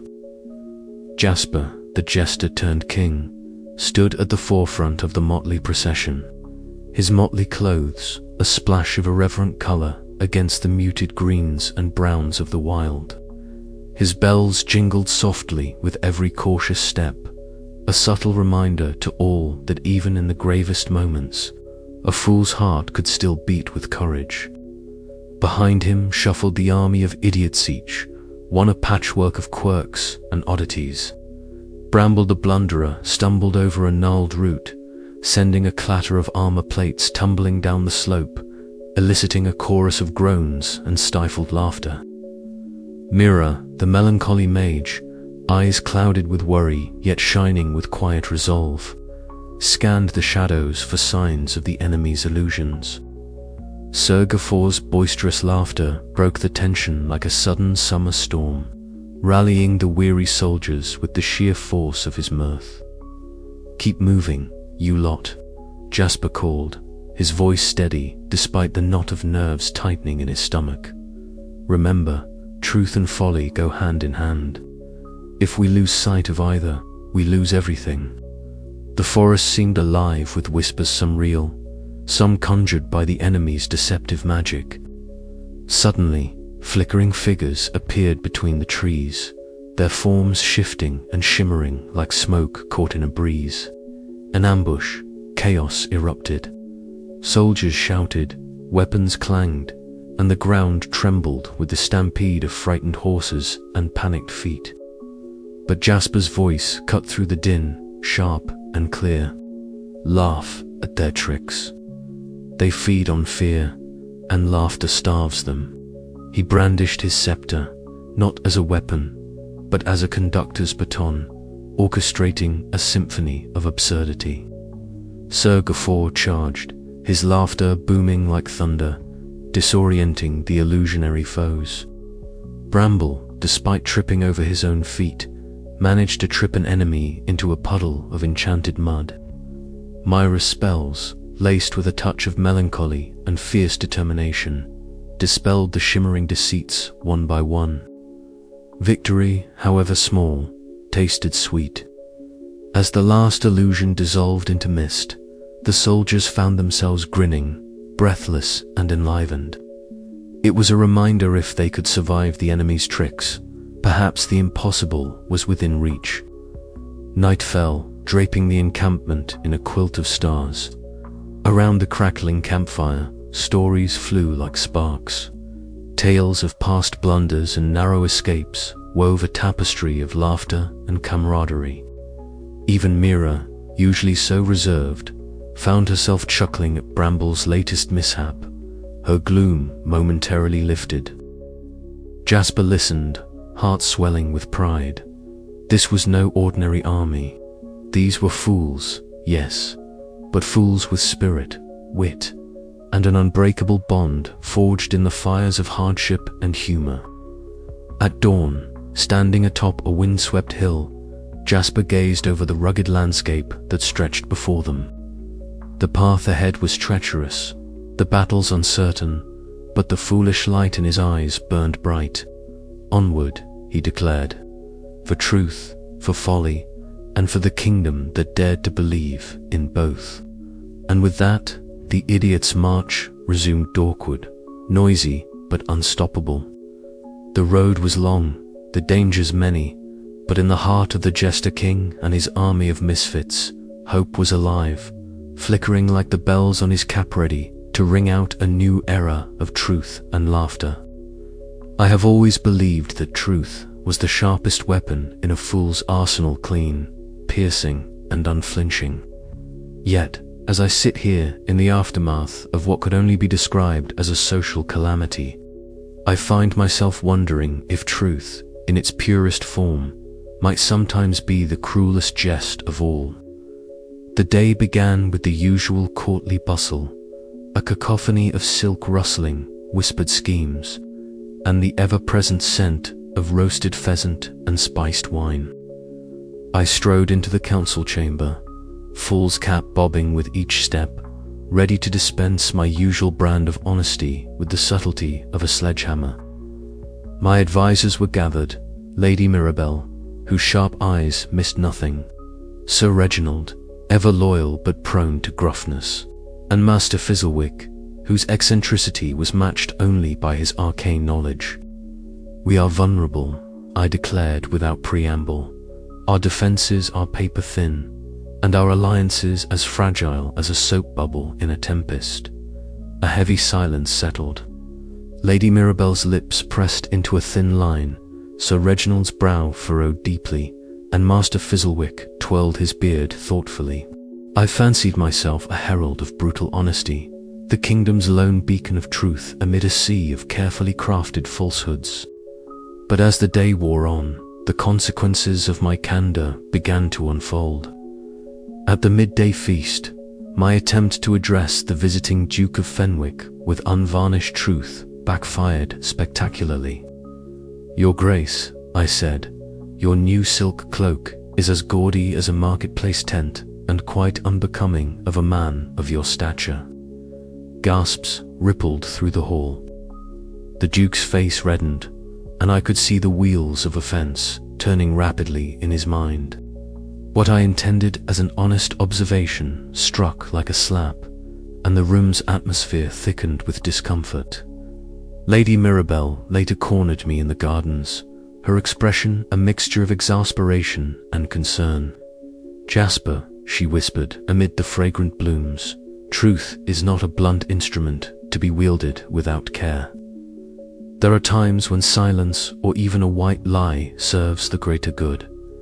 I bristled at the notion. Was I to become a courtier, weaving webs of deceit like the rest?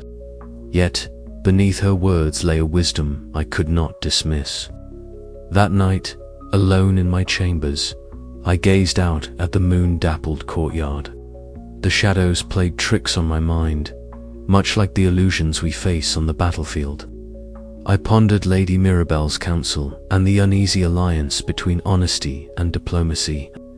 Could I remain the fool who tells the truth without alienating those I must lead?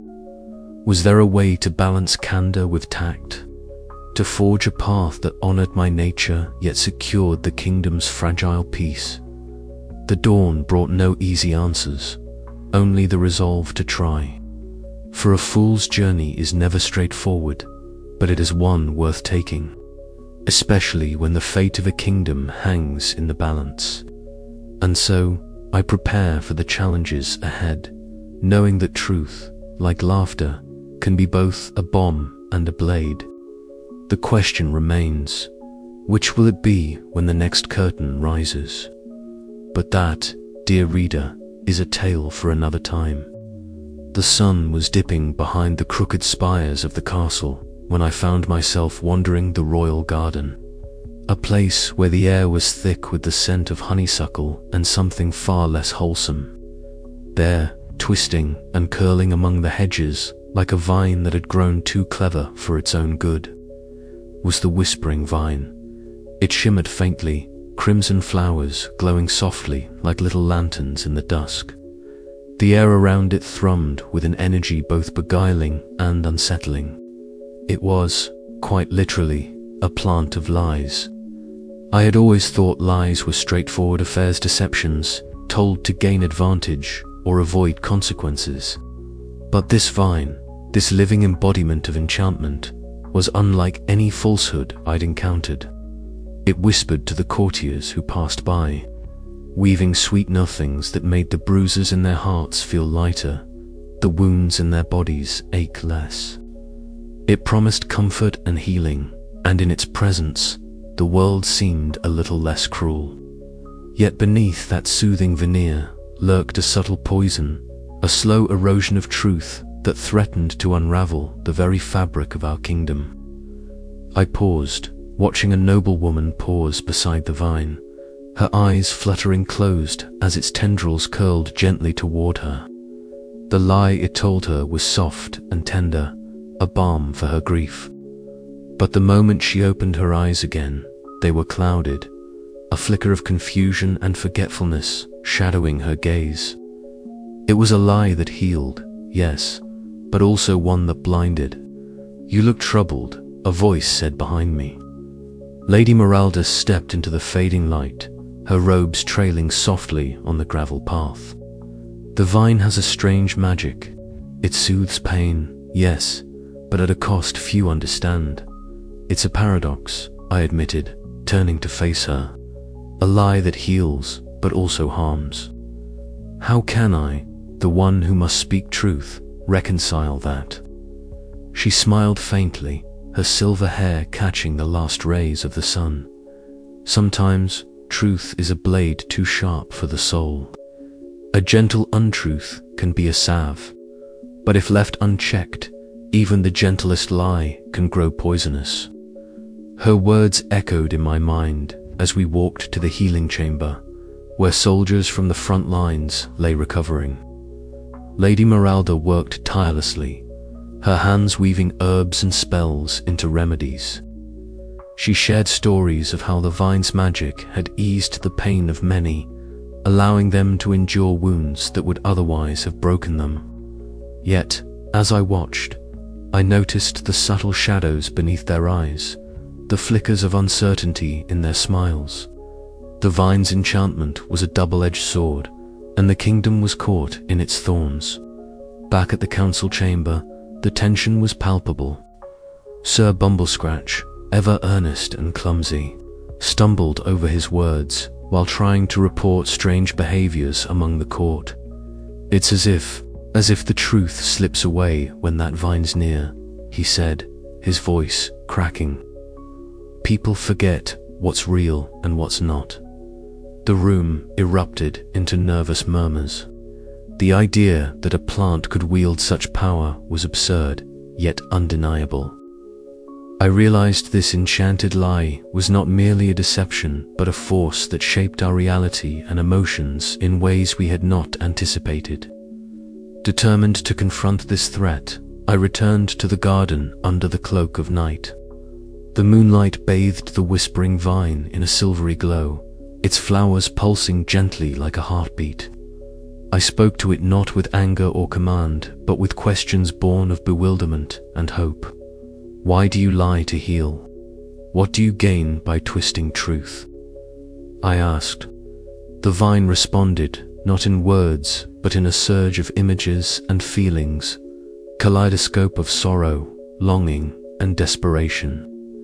It was born from the kingdom's collective need to soften harsh realities, to protect its people from unbearable truths. Yet its magic was a dangerous gift, for in healing, it also enslaved. The lie, no matter how gentle, shaped minds and hearts, making them dependent on illusion rather than reality. I stood there, caught between my oath to truth and the undeniable mercy the vine's lies offered. Could I destroy this enchantment and risk tearing away the comfort it provided? Or should I allow the kingdom to live in a delicate balance of truth and deception, knowing that both could wound or heal? The night air was thick with magic and moral complexity as I pondered the path forward. In the kingdom where only the jester told the truth, I faced the greatest paradox of all, that some lies might be too precious to abandon, even as they threatened to unravel everything we held dear. And so, with a heavy heart and the weight of a fool's crown upon my head, I prepared to choose a choice that would redefine truth, lies, and the fate of a kingdom built on both. But as the first light of dawn crept over the horizon, I knew one thing for certain. The enchanted lie was not just a threat to be vanquished, but a mirror reflecting the very soul of our world, and in that reflection, the jester must find his way. The game of truth and illusion was far from over, and the next move belonged to me. It was a peculiar morning in the kingdom when the court buzzed louder than a beehive shaken by a clumsy child. Rumors, like wildfire on a dry summer day, had ignited a particularly nasty whisper campaign. The Jestius, the very fool who had stumbled upon the throne, was but a puppet. Not just any puppet, mind you, but one controlled by some unseen hand.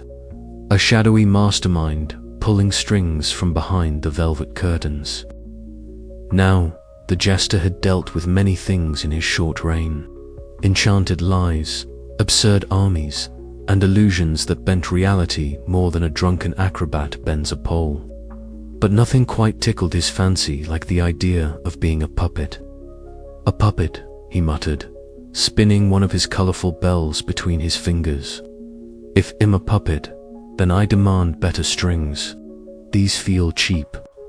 The first to fan the flames was Lady Malvella, the Queen's former advisor who had taken to skulking about the court like a cat eyeing a particularly nervous mouse. She had a talent for twisting words until they snapped like brittle twigs, and her latest trick was painting the jester as a marionette dancing to a tune only the Shadow Master could hear. "Your Majesty," she had whispered at the last council meeting, her voice dripping with honeyed poison, "surely you see how convenient it is for certain individuals to have a fool on the throne." The jester had smiled, a slow curling of lips that held more mischief than madness. "Convenient, my dear Lady Malvella.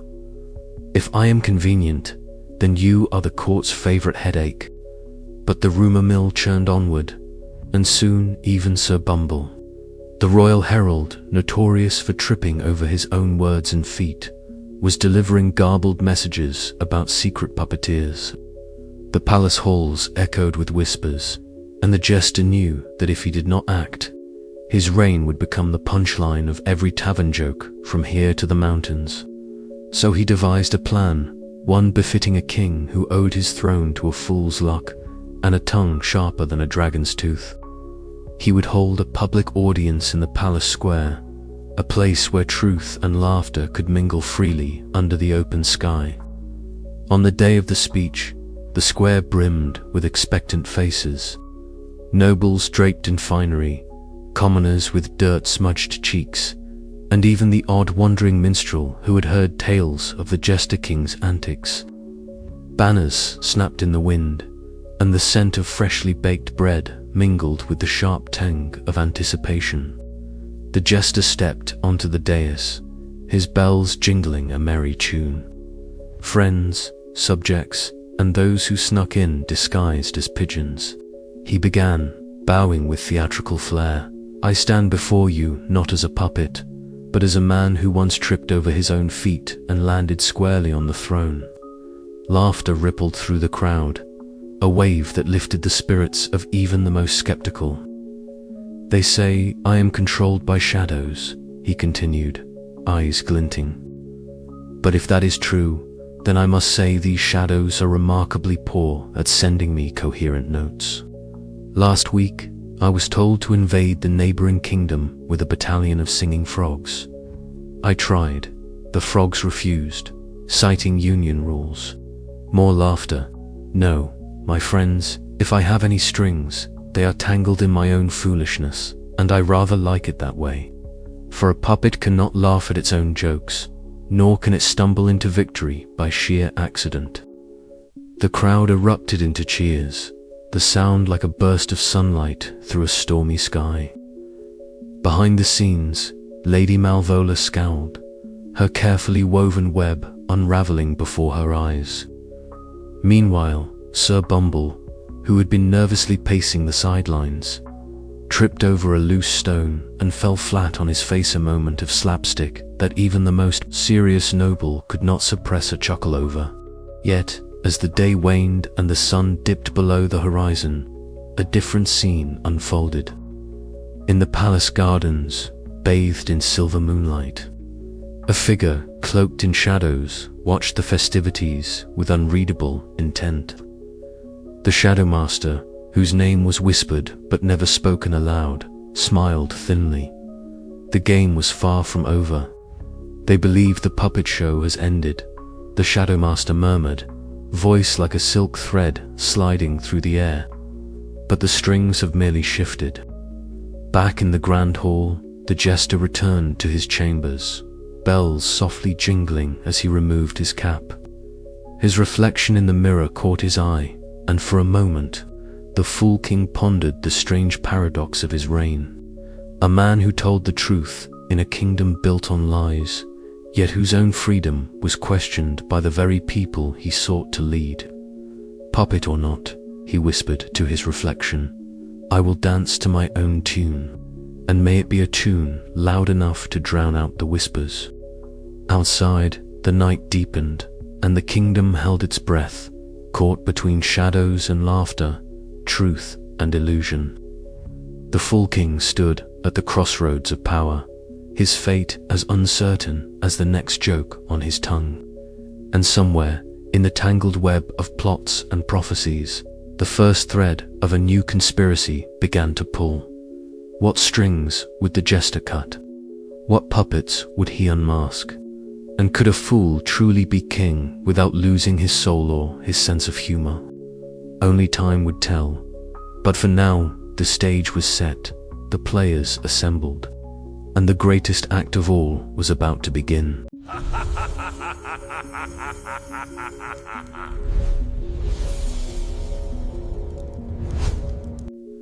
It began just after the sun slipped below the horizon, casting the kingdom's war camp into a twilight haze that felt heavier than usual. At first it was subtle, a flicker in the corner of the eye, a whisper of movement where nothing should have been. Then it became impossible to ignore. Doubles. Not metaphorical, not figurative, but literal, magical copies of the jester and his closest allies, shimmering with an eerie glint and grinning with unsettling familiarity. I was the first to notice my own double, or rather, my double noticed me. It happened in the war tent, where maps lay sprawled like an ancient beast across the table, and the smell of damp parchment mingled with candle smoke. The flickering light caught the double's distorted features, and the air seemed to hum with the faint, discordant jingling of bells, as if my cap's usual cheerful chime had been twisted into a mocking sneer. "Well, this is a fine mess," I muttered, eyeing the impostor whose grins stretched too wide, whose eyes betrayed a flicker of malevolence beneath the fool's facade. "You're the real one, right?" Lady Mirabelle asked when she found me staring at the apparition. Her voice was steady, but the crease between her brows told a different story. "Because there's one of you outside arguing with Grimwald, and neither seems inclined to listen to the other." Grimwald, that mountain of a man with his scarred face and heavy mace, was indeed locked in what appeared to be a heated debate with his own double. The two were nearly indistinguishable, save for the subtle twitch of the impostor's smirk and the unnatural stillness of his stance. I had to admit, the sight was more comical than terrifying, if only it weren't so dangerous. The enemy's illusionist had outdone himself. Council meetings turned into absurd spectacles of confusion. At one point, two Lady Mirabelles sat across from each other, their voices overlapping in a dizzying echo beneath the vaulted stone ceilings. One insisted on a cautious approach. The other was aggressively optimistic, and neither would yield. The real Lady Mirabelle's frustration was palpable, but the others, the copies, seemed to delight in stoking discord. Soldiers on the field were no better. At dawn, the battlefield was shrouded in mist that curled like ghostly fingers around the ranks. The men and women hesitated, torn between following their true commander, Grimwald, or the perfect imitation standing beside him. The silence was punctuated only by distant cawing crows, a natural chorus to the surreal drama unfolding. In the midst of this chaos, it was my job as full king, and the only honest voice in a kingdom drowning in lies, to see through the smoke and mirrors. My truth-telling nature, once a source of courtly annoyance, became my greatest weapon. I had to trust my instincts, those tiny flickers of discomfort and inconsistency that betrayed the falsehoods. The confrontation was inevitable. Back in the war tent, I faced my double once more. Our eyes locked, and I realized the battle wasn't just physical but psychological, a dance of wits and wills. "Why me?" I asked, voice low. "Why create a fool's double?" The impostor's grin deepened, but there was no warmth in it. Because fools are dangerous. They see what others miss. They speak what others hide. And chaos is the perfect cloak for deception. Their words are stung, but they rang true. The illusion was designed not just to confuse, but to fracture trust, to make allies doubt each other and themselves. The stakes were higher than ever. Yet, even as the doppelgangers sowed discord, our resolve hardened. Trust, I realized, was not about perfection or certainty, but about the belief in one another's intention and character. I called a meeting, not to confirm identities, that was impossible, but to remind my council and army of what bound us, shared purpose, shared trials, and the truth behind our laughter. We are not defined by appearances, I told them, standing before the gathered crowd in the great hall, but by the choices we make when the mirrors crumble. It was a risky gamble, relying on faith rather than evidence, but it rekindled the flickering flame of unity. Still, as night draped the castle battlements in a swirl of purples and golds, I stood alone, contemplating the fragile line we walked between truth and illusion. The silence was a gentle reminder that in this war, the mind was the battlefield, and the dance of the doppelgangers was far from over. I jingled my cap thoughtfully. Fools and doubles, I mused aloud, two sides of the same coin. And I suppose it's up to me to decide which face to show the world next. The wind whispered back, carrying with it the promise of more tricks, more truths, and the unending game that was our kingdom's fate. To be continued. If you asked anyone in the land what the most foolish thing a king could do was, most would mutter something about invading a neighboring kingdom without an army, or perhaps marrying a dragon for political alliance, or even more sensibly declaring war on a cloud. But to stand in the very eye of a storm of magical illusions and shout the unvarnished truth, that, dear reader, was the jester's gambit. The war council tent was a cacophony of nervous whispers, the rustling of maps, and the occasional, unintentional clatter of a dropped dagger.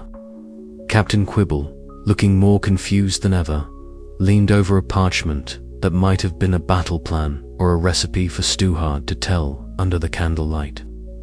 Now, listen here, the jester began, his voice a mix of jest and command.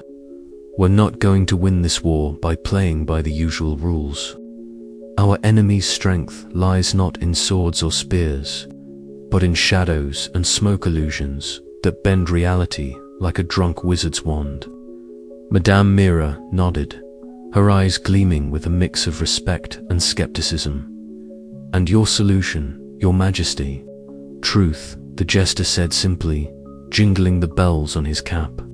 A simple, brutal truth. Nothing fancy. No magic, no smoke and mirrors. Just the stark, naked facts. A ripple of disbelief swept through the room. Captain Quibble scratched his helmet. You want us to march into battle shouting the truth? Won't that just confuse the enemy? Precisely, the jester replied, a grin tugging at his lips. Confuse them so badly that their own illusions collapse under the weight of their confusion. The plan was as absurd as the jester himself, to use the power of unfiltered honesty as a weapon against the enemy's deceptions. The soldiers were to wear no armor that could reflect illusions. Instead, they would carry mirrors to catch and redirect the enemy's spells, while the jester would be at the front, ringing his bells and calling out truths that were too inconvenient to ignore. As dawn broke, the battlefield stretched out like a canvas painted in shades of uncertainty. The great illusionist's forces shimmered and flickered, their forms shifting endlessly, one moment fierce knights, the next distorted shadows with eyes like burning coals. The jester stepped forward, bells jingling a merry tune that cut through the eerie silence. Behold, he shouted, your king stands before you, not cloaked in lies or hidden behind shadows, but as he is a fool and a truth-teller. The illusions wavered, some faltering under the weight of his words. Soldiers on both sides blinked, unsure if what they saw was real or yet another trick. Captain Quibble shouted orders, rallying the troops to hold the line with mirrors raised. Amidst the chaos, the jester found himself face to face with the great illusionist. Their duel was less a clash of weapons and more a dancer, dizzying spectacle of shifting realities and biting wit. The illusionist conjured landscapes that twisted and turned, attempting to trap the jester in a labyrinth of his own fears and doubts. But the jester laughed, a clear, ringing sound that seemed to cut through the very fabric of the illusions. "Oh, come now, isn't this all a bit tedious?" he quipped. "Truth's a far better jester than you'll ever be." With a final flourish, the jester produced a small mirror, catching a fragment of the illusionist's magic and reflecting it back. The illusion shattered like glass, and with it, the enemy's confidence. The tide turned swiftly. The jester's army, emboldened by their king's courage and clarity, pressed forward, their laughter breaking the oppressive silence that had hung over the battlefield for so long. When the sun finally set, the illusions lay broken, the enemy scattered, and the jester stood victorious, bells tinkling softly in the evening breeze. Yet, as he looked out over the field, he knew this was but a gambitter daring move in a larger game, with many more truths to tell and many more fools to rally. "Onward, my friends," he called, "for the greatest jest is the one that changes the world." And so the game continued, with truth and folly entwined in a dance as old as time itself. The air was thick with a fog that wasn't quite fog, shimmering and shifting like a bad dream caught in a hall of mirrors. The battlefield stretched out before Usa, chaotic carnival of illusions that would have made a sane man weep or at least question his eyesight. Dragons that breathed not fire but bursts of uncontrollable laughter soared overhead, their scales gleaming with every color of phantom armies marched, their banners fluttering with impossible slogans and their footsteps echoing like the slapstick soundtrack of a farce. I stood at the forefront, the weight of my motley cap a comforting reminder that, perhaps, the world was still a little sane. My bells jingled with every breath, a sound both ridiculous and reassuring. "Listen up, you magnificent fools," I shouted, voice slicing through the cacophony. "Today, we fight not just with swords, but with the truth. Remember, no matter what they show you, no matter how convincing the lies, the only real magic here is honesty, a bit of well-timed slapstick." Grumble, our reluctant knight, was already in the thick of it. The poor sod slipped on what looked like a puddle of quicksilver, arms flailing wildly as he careened into a cluster of invisible enemies.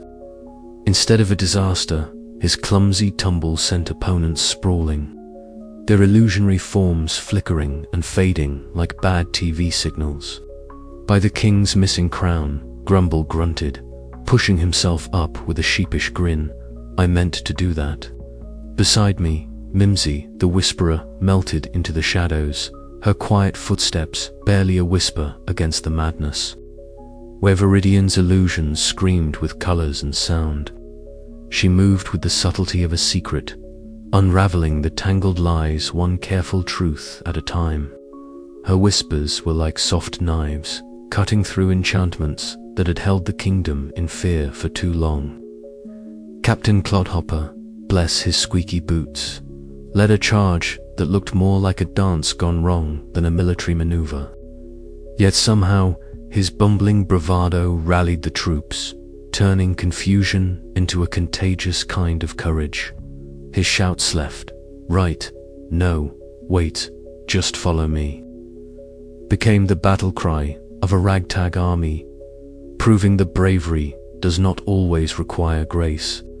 And then there was Viridian, the master illusionist, whose shimmering cloak seemed to swallow the light itself, conjured a spectacle that would have dazzled and disoriented any lesser foe. Dancing lights shaped like mocking faces, echoing voices that whispered fears and doubts. It was a spell woven from the very fabric of deception. But as he raised his hands, weaving magic through the air like a conductor of chaos. I stepped forward, a grin playing on my lips. "Oh, Viridian," I called out, voice ringing clear amid the madness. "Is that the best you've got? I've seen more convincing trickery in a toddler's tantrum."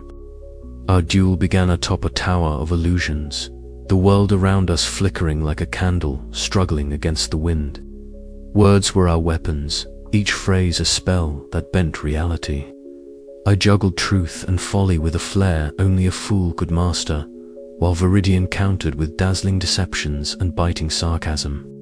"You think honesty can defeat magic?" he sneered, eyes glinting with contempt. "Truth is just another lie waiting to be dressed up." "Maybe," I said, twirling my scepter with a flourish, "but at least it's a lie that wears its own shoes. None of this fancy footwork." The tower trembled beneath us as our words shook the foundations of the illusions. With one final jest, I toppled the grand spectacle, and the spell shattered like glass. The battlefield cleared, and the once maddening fog lifted to reveal a kingdom breathing freely for the first time in ages. The army cheered, laughter ringing out not as a weapon, but as a celebration. We had fought not just with swords, but with the courage to face the absurdity of our world and the truth that lay beneath it. In the end, it was bravery and belief fueled by a fool's heart that turned the tide. As I looked out over the field strewn with the fading remnants of illusions and the tired but triumphant faces of my comrades, I knew this was just the beginning. For in a land where lies had long ruled, the battle for truth was never truly over, but, at least now, it was a fight worth having. "Onward, my friends," I called, bells jingling with renewed hope. For today, the fool reigns and the truth prevails. And with that, the battle of bullshit and bravery became a legend. A story told not just for its absurdity, but for the strange and wonderful magic that happens when honesty meets courage on the field of dreams. The day dawned with a peculiar brightness, as though the very sun had decided to join in the kingdom's collective sigh of relief. Jasper the Jester, now King Jasper, stood on the palace balcony, his cap's bells jingling faintly in the morning breeze. Below him, the city roared with life, banners fluttered. A cacophony of cheers erupted like waves crashing against the ancient stone walls, and the scent of fresh bread mingled with the earthy aroma of spring. He grinned, a lopsided, weary smile that crept across his face despite the knot of uncertainty tightening in his gut. "Well," he muttered to no one in particular, "if this is ruling, I imagine the jesters have been holding out on me." Behind him, Sir Bumbleton shuffled in, his armor clanking softly, eyes wide as if still expecting a trap to spring from the shadows. "Your Majesty," he said, nearly tripping over a loose floorboard, "the council awaits your presence. They say it's time to discuss the spoils of war." Jasper sighed, the weight of the crown suddenly feeling less like a joke and more like a millstone. "Very well, Sir Bumbleton, lead the way. Let's see what riddles the grown-ups have prepared for me." The war room was a stark contrast to the vibrant jubilation outside. Maps sprawled across tables, dotted with pins and scribbled notes, while candles flickered in the drafty chamber, casting dancing shadows on weary faces. Lady Mirabelle stood near the hearth, her robes rustling softly as she turned to greet the new king. "Victory has a curious taste, Your Majesty," she said, her voice gentle but edged with caution, sweet on the tongue but bitter in the belly. Jasper nodded, placing his fingers on the map where the last battle had been fought. "I thought defeating the great illusionist would be the end of our troubles. Turns out, it's only the beginning." Sir Bumbleton cleared his throat. "The council is divided on how to proceed, sire. Some want to seize the enemy's lands outright. Others fear the power vacuum will invite worse chaos." Jasper rubbed his temples, the humor that once came so easily, now tangled in responsibility. "Honesty has served me well so far," he said, "but I fear the truth is a double-edged sword in court politics. How does one keep the laughter alive when the stakes are so high?" Lady Mirabelle approached, placing a reassuring hand on his arm. "Perhaps by remembering that even fools can teach kings a thing or two." That evening, as twilight painted the sky in hues of purple and gold, Jasper wandered into the royal garden. The scent of blooming jasmine wrapped around him like a soft cloak, and petals drifted lazily in the breeze. Here, away from the scheming and the endless demands, he found a moment of peace. "You wear the crown well," Lady Mirabelle said quietly, appearing beside him as if summoned by the fading light. Jasper chuckled. "It feels heavier than it looks. But then, I suppose fools are used to carrying burdens no one else sees." She smiled, a rare and genuine expression that warmed the cool air between them. "Remember, even the heaviest crown can be balanced with a light heart." Their quiet moment was interrupted by the arrival of guards escorting the great illusionist through the castle corridors. His shimmering cloak flowed like liquid starlight, eyes sharp and gleaming with a mixture of defiance and reluctant respect as they met Jasper's gaze. "So, Fool King," the illusionist said with a wry smile, "you've won the battle. But can you win the war for your soul?" Jasper met the challenge without flinching, the lessons of the past weeks echoing in his mind.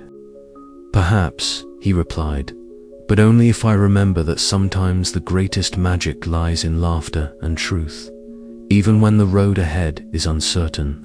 As the corridor's torches flickered, casting long shadows on stone, Jasper realized that victory was not a destination but a journey, one that demanded courage, wisdom, and a touch of foolishness. And with that thought, he stepped forward into the unknown, ready to face whatever came next with a jester's heart and a king's resolve. But just as the castle settled into uneasy peace, a whispered rumor began to stir, one that promised the next chapter of this strange and wonderful tale would be anything but dull. The days that followed were a whirlwind of meetings, proclamations, and the kind of chaos that only a kingdom freshly freed from illusion could know.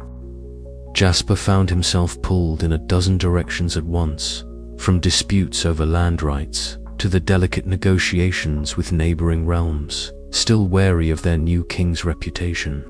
His truth-telling, once a weapon against deception, now required careful calibration. A blunt truth could shatter alliances.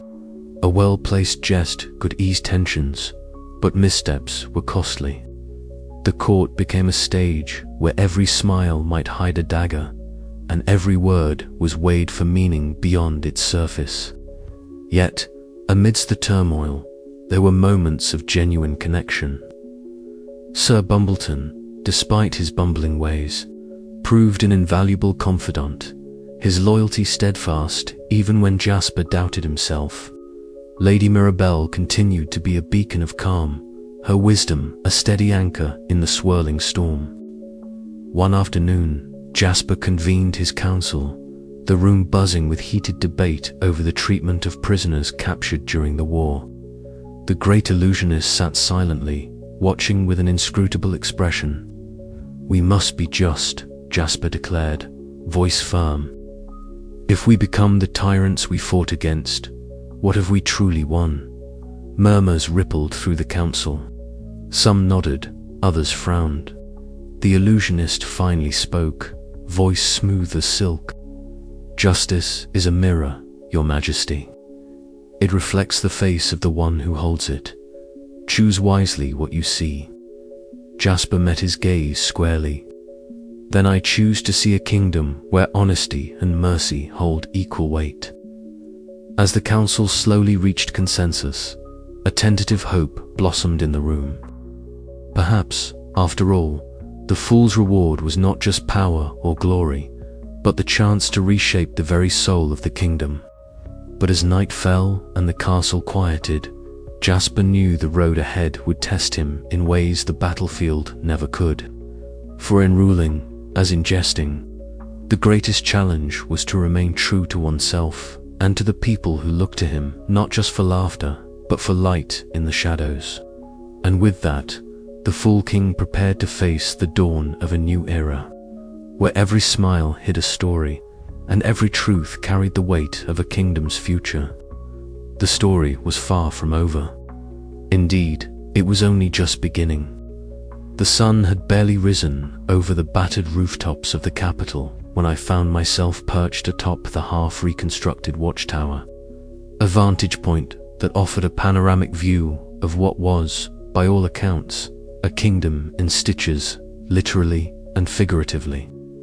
Below, the townsfolk were engaged in a spectacle that could only be described as organized chaos if one were feeling generous, or a circus act with catastrophic potential if feeling less so. Beams were hoisted with the enthusiasm of hopeful amateurs, walls plastered with the precision of blindfolded painters, and the air was alive with laughter, sometimes joyous, sometimes the nervous kind that escapes when you've just dropped a bucket of mortar on your own foot. I adjusted my fool's cap, its bells tinkling merrily as if mocking the seriousness of the task at hand. It was a strange sort of war we had fought, one where the weapons were truth and folly, and the battlefield was our very reality. Now, in the quiet aftermath, the war's echo was not silence, but the cacophony of rebuilding, both of stone and spirit.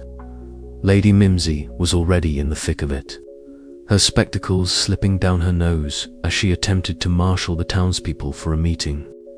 Her notes, however, had become an unintended recipe book after a clerk's unfortunate mix-up, leading to a spirited debate over whether to prioritize stew or stonework. The resulting confusion was less a hindrance and more a highlight and emblem of our newfound approach to governance. Earnest, imperfect, and unmistakably human, General Bumble, bless his heart, had taken to leading the soldiers in rebuilding efforts with a zeal that was, frankly, more comical than commanding. Dressed in armor that clanked and clattered with every step, the soldiers marched through the streets in a parade that resembled a jig more than a display of military precision. Yet, beneath the mismatched banners and offbeat cadence, there was a sense of pride and camaraderie that no polished regiment could rival. In the midst of this, town crier Pippin darted about, his bell ringing incessantly as he broadcasted news with the kind of exuberance only found in those who believe the world is worth shouting about, even when it's a mess.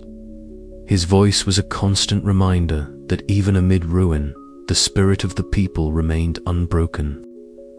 Later that day, I found myself in an unusual tete-a-tete with King Eldrick, who had returned with the pomp and gravity expected of a monarch, but found himself somewhat disarmed by the absurdity of the situation.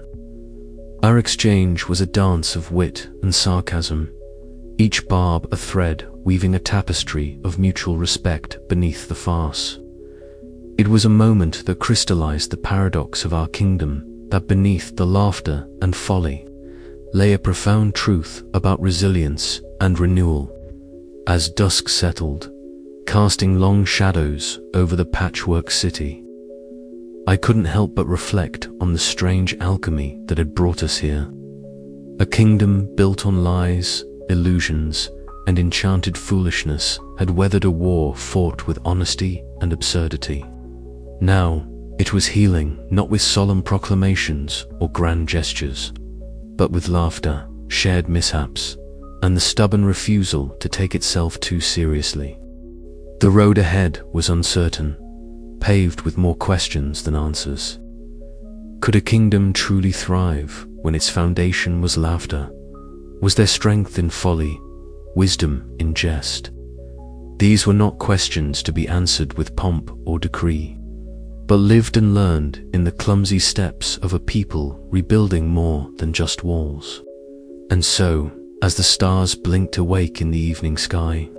I donned my cap a little straighter, ready to face whatever absurdities tomorrow would bring, because, in this kingdom, laughter was not just the best medicine, it was the very magic that held us together. But just as I was feeling a rare flicker of peace, a sharp clatter from the courtyard below caught my attention. Pippin's bell was ringing wildly, his voice rising in an excited shout. Perhaps the storm wasn't quite over yet. After all, in a land where illusions and truths danced a perpetual jig, the next act was always just around the corner.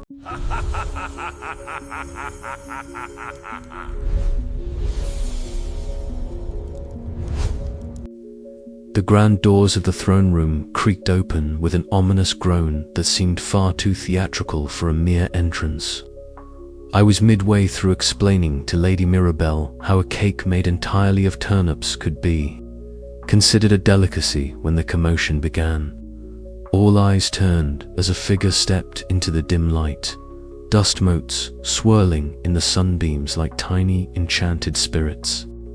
There he stood, King Aldrich, the original monarch of our little kingdom, looking every bit the part of a man who had been lost for several months in the royal wine cellar, or perhaps the neighboring kingdom's less reputable taverns. His crown was perched crookedly atop his head, a little worse for wear, and his royal robes bore more wrinkles than dignity. "Well, well," he said, voice rich with that authoritative timbre one expects from someone who's been told he's king since birth. "I see the fool has been playing dress-up in my absence." I bowed with all the exaggerated flair I could muster. "Your Majesty, or should I say, Your Highness of Hilarity. It's a pleasure to have you back from your mysterious disappearance. I was about to send a search party, but then I remembered how often I lose my own shoes." The courtiers held their breath, unsure whether to laugh or faint. Lady Mirabelle, ever the composed advisor, gave me a subtle nod, part warning, part encouragement. Sir Bumbleton shifted nervously, his mismatched armor clinking like a xylophone with every movement. King Aldrich's eyes narrowed, but a smile tugged at the corner of his lips. "You have a way with words, fool, but words do not make a king." "True," I said, "but neither does absence, apparently." Thus began the first act of what would soon be known as the Great Royal Rumble of Wit and Whimsy. The next morning, the throne room was filled with the buzz of whispered speculations and the rustling of silk and velvet. The two rulers sat opposite each other, the jester in his patchwork finery and the king in his slightly rumpled robes. The once proud crown now looking more like a hat someone had sat on. "I propose a council," Lady Mirabelle suggested, stepping forward. "A meeting of minds rather than swords." "Ah, a battle of wits," I said, grinning. "My favorite kind of battle." The council meeting was less a solemn gathering and more a theatrical performance. King Aldrich declaimed with the gravitas of a Shakespearean actor, while I replied with the irreverence of a street performer at a royal banquet. Courtiers exchanged nervous glances as the verbal jousting grew increasingly absurd. "If you think the crown suits you," King Aldrich said, "perhaps you would like to wear it properly." "I'd rather wear it as a hat," I replied. "It's less stuffy and more fashionable." The tension broke with a collective nervous chuckle, and Lady Mirabelle quickly moved the discussion towards more practical matters. As days passed, the palace became a stage for their ongoing rivalry. At the royal feast, the tension exploded into outright farce.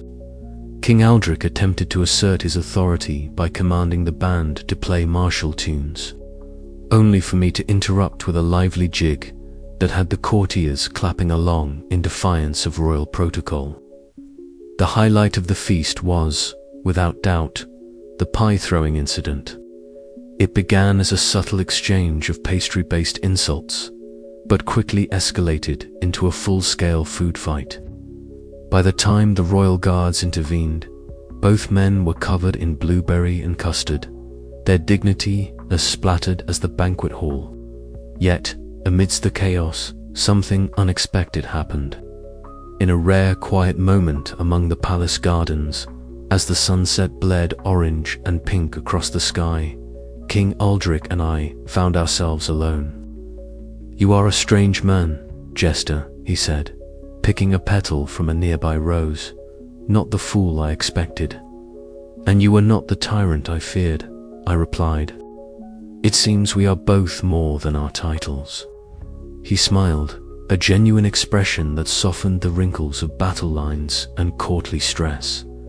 "Perhaps there is room for both of us. A kingdom ruled by a king and a fool," I mused. "Sounds like the beginning of a joke, but one with a happy ending," he said. "The power struggle ended not with swords or decrees, but with laughter, mutual respect, and an agreement to share the burdens of leadership. The kingdom, ever a place of contradictions and enchanted lies, had found a new balance. And as the bells of the palace rang out a little off-key, naturally I could not help but think that maybe, just maybe, the truth was best served with a generous helping of folly. But of course, that is a story for another day. I have often wondered what a fool leaves behind when the bells have stopped jingling and the cap is hung up for the last time. Is it merely the echoes of laughter fading into the halls, or something more? As I sit here on the battlements, the dawn spilling gold over the rooftops like a careless painter's stroke, the kingdom stirs beneath me-market vendors shouting their wares, children chasing shadows, the distant toll of the bell calling the faithful to morning prayers. This is the tapestry of life I have been woven into, a thread of truth tangled among lies and illusions. Lady Mirabelle found me here as the sun stretched its fingers through the clouds, her steps quiet but sure. "Still lost in thoughts, Your Majesty," she teased, though her eyes held the weight of years shared in council. "Lost, found, or merely wandering," I replied, patting the rough stone beside me.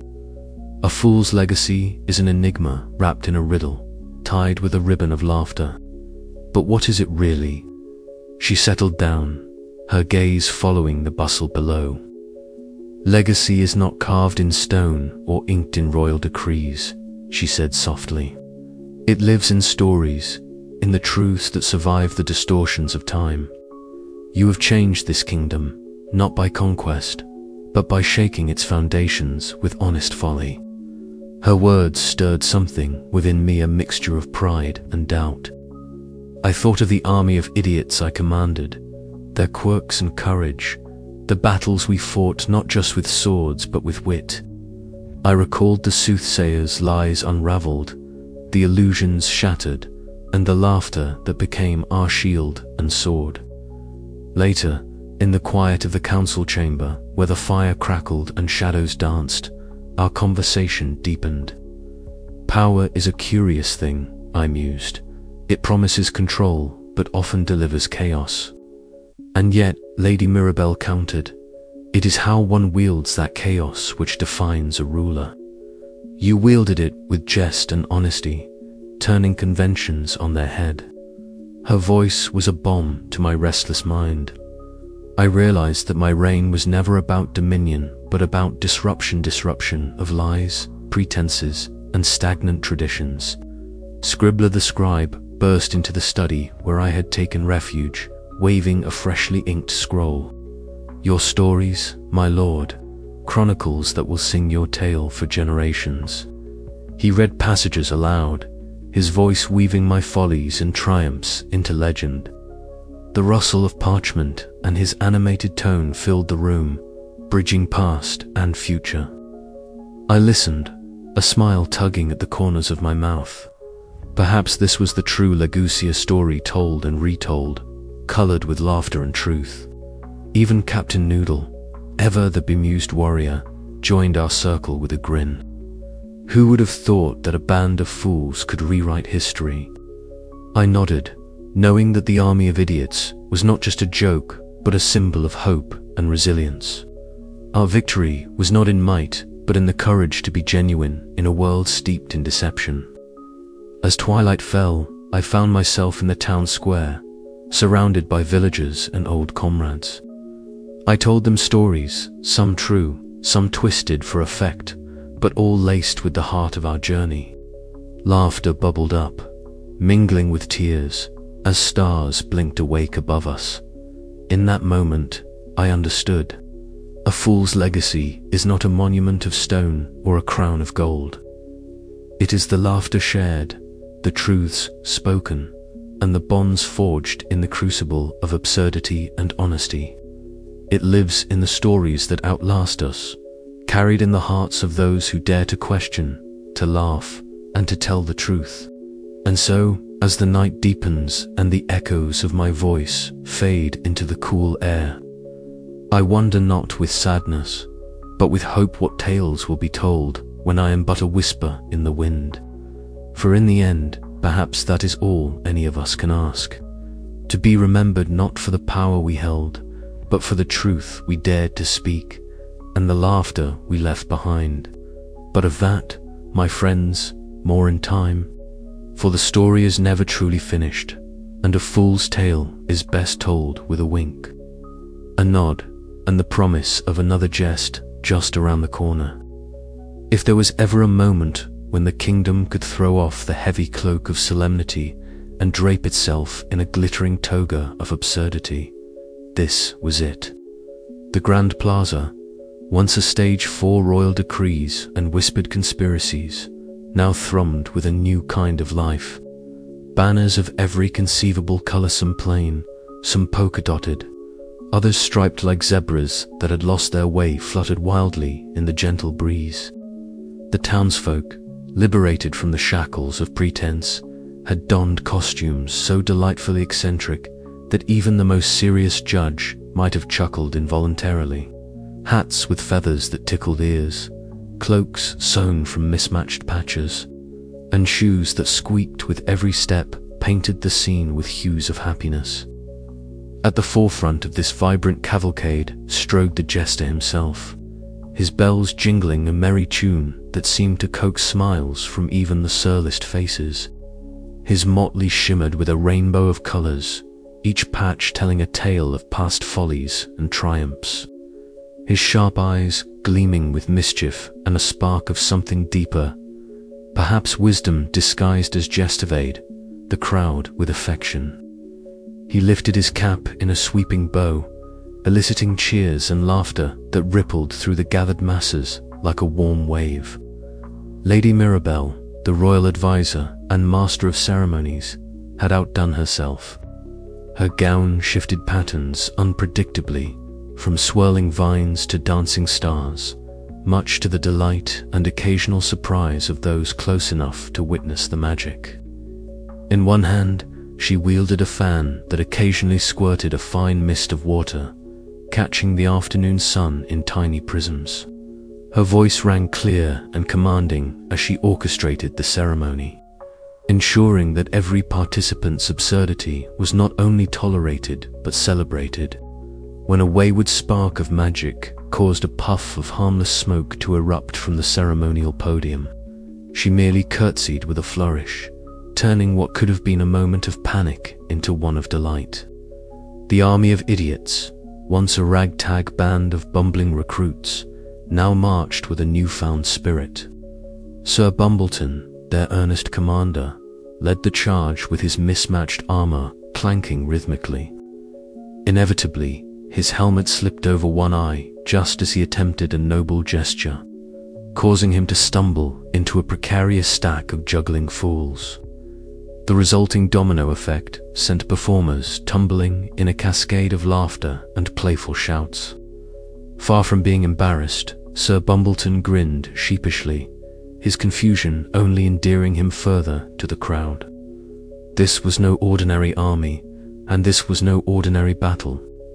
It was a celebration of imperfections, a dance of delightful chaos that bound everyone together. Among the crowd, the great illusionist watched with a mixture of amusement and resignation. His swirling robes shifted colors like a sunset caught in a prism, his eyes twinkling with the recognition that sometimes the greatest magic was the one born from acceptance rather than deception. Having once been an adversary, he now found himself an ally in this curious experiment of harmony. Town crier Jinx added his own brand of mayhem to the festivities, his horn emitting unexpected sounds, a honk, a squeal, a brief burst of musical notes that kept the crowd on their toes and laughter bubbling. His announcements, laced with pranks and playful jabs, reminded everyone that the line between truth and jest was best navigated with a smile. As twilight descended, the plaza transformed under the glow of lanterns shaped like stars, moons, and, fittingly, jesters' caps. Fireworks painted the night sky with bursts of color and shapes that danced like the kingdom's newfound spirit. From a balcony overlooking this sea of celebration, the jester stood quietly, a soft smile playing on his lips. The cacophony of laughter, music, and cheer was a balm to the soul, a reminder that even in a world built on lies and truths, there was magic to be found in embracing one's quirks and contradictions. He thought back to the days when honesty was a dangerous weapon, when every word could spark a war of illusions. Now, honesty had found its place alongside folly, not as a sword, but as a shared joke. The kingdom was no longer a place of secrets and shadows, but a mosaic of laughter and light. A kingdom of fools, he mused aloud, where folly is our fortress and laughter our legacy. And as the night deepened, the people danced on their hearts lighter, their bonds stronger, ready to face whatever absurdities the future might hold. Together, the chamber was thick with the scent of beeswax candles and old parchment, the flickering flames casting dancing shadows across the faces gathered in uneasy silence. Mara, the soothsayer, draped in her purple robes that shimmered faintly even in the dim light, stood before them clutching an ancient scroll. Her eyes, clouded with the haze of years but sharp as a hawk's talon, scanned the gathered courtiers before she began in a voice that wavered between solemnity and sly amusement. "Behold," she intoned, "the last prophecy, long hidden in the folds of time, now revealed to our kingdom." The scroll unfurled with a soft crackle, the faded ink tracing cryptic symbols and words that danced tantalizingly between sense and nonsense. The jester, perched awkwardly on the throne that felt far too grand for him, leaned forward, his brow furrowed in concentration beneath the bells of his cap jingling softly with each movement. Sir Pumblechook, ever the nervous advisor, fidgeted beside the throne, his helmet slipping askew as he tugged at his mustache, eyes darting nervously between the soothsayer and his king. Mara cleared her throat and began to recite. When the fool's laughter fades at twilight's embrace, the shadow of the silent crow shall cross the face. Illusions will waver, truths will collide, and only the jester's echo shall be the guide. The room held its breath. Was it a warning, a riddle, or perhaps a jest at the very idea of prophecy itself? The jester's lips twitched into a half smile, the gears in his mind already turning. Lady Rythe, the court historian and skeptic, stepped forward from the shadows, her voice sharp and measured. "Prophecies are as fragile as the paper they are written on," she said. "But this one, it feels different, unsettling." The jester nodded slowly, standing and pacing the length of the chamber. "Or perhaps," he mused aloud, "it's a reminder that stories are never finished, that the tale of our kingdom is still being written, one laugh, one tear, one truth at a time." Later, in the quiet sanctuary of the castle's library, Lady Rythe and the jester huddled over tomes and scrolls, their whispered debates echoing softly off the stone walls. The historian argued for logic and evidence. The jester insisted on the magic of possibility. Between them, a fragile alliance formed, bridging the worlds of fact and folly. Outside, the kingdom stretched beneath a sky painted with the first hues of dusk. The jester stepped onto the balcony, the cool evening breeze tugging at his robes. Before the assembled crowd below, he raised his hands, bells chiming softly. "Friends, fools, and future legends," he called out, "this prophecy may be a puzzle or a punchline, but it belongs to us all. The story continues, and I, for one, intend to see how it ends." A murmur of laughter and applause rippled through the crowd, the sound carrying on the wind like a promise. Somewhere between truth and jest, the kingdom found its heart again, beating steady and strange. And so, as stars began to prick the velvet sky, the last prophecy hung in the air, ambiguous, ironic, and alive with the promise of adventures yet to come. For, in a kingdom where only the jester tells the truth, every ending is just another beginning. The bells in his cap jingled once more, a sound that was both a farewell and a call to arms. The fool's echo would carry on, weaving through the tapestry of time, reminding all who listened that sometimes the greatest magic lies in the stories we dare to tell. But what those stories might be, well, that was a secret only the jester knew. And perhaps that was the most truthful prophecy of all. The morning sun spilled over the horizon like a slow, golden laugh, casting long shadows across the palace courtyard where I, the once fool and now outgoing king, stood alone. The bells on my cap tinkled softly in the dawn breeze, a delicate, familiar chime that seemed both absurd and oddly fitting for the moment. I took a deep breath, the scent of fresh dew and blooming marigolds mingling with the faint, lingering aroma of old parchment and spilled ink from the night before. Today, I was not the jester who whispered truths in riddles or the king who bumbled his way through court affairs. Today, I was simply a man about to say goodbye to a role he never asked for but somehow grew to love. Behind me, the palace slowly stirred to life, courtiers and soldiers gathering in the grand hall as word spread of my farewell ceremony. I could hear the faint murmur of voices, a mixture of anticipation, curiosity, and the unmistakable undercurrent of unease that always accompanies change. I adjusted my cap, the bells jingled in protest, and glanced down at the scepter resting on the balcony's stone railing. It gleamed with the weight of responsibility and absurdity alike, a symbol that had come to mean far more than just a piece of carved wood adorned with jewels. "Do you think I'm ready?" I muttered to the empty air, knowing full well that no one would answer except the ghosts of failed jokes past. As the hall filled, the air thickened with the scent of polished wood, spilled wine, and the faintest trace of burnt toasts, Sir Bumbleton's doing, no doubt. The motley crowd was a riot of colours and expressions. Some faces beamed with genuine affection, others masked suspicion or relief. Queen Mirabelle stood near the throne, regal and poised, her purple robes flowing like a river of dusk. She caught my eye and offered a nod that was both an invitation and a challenge. Taking a deep breath, I stepped forward, the floorboards creaking beneath my boots, a reminder that even royalty must tread carefully. Clearing my throat, I began, "Ladies, gentlemen, and those of you who haven't quite decided," I said, voice carrying a practiced ease.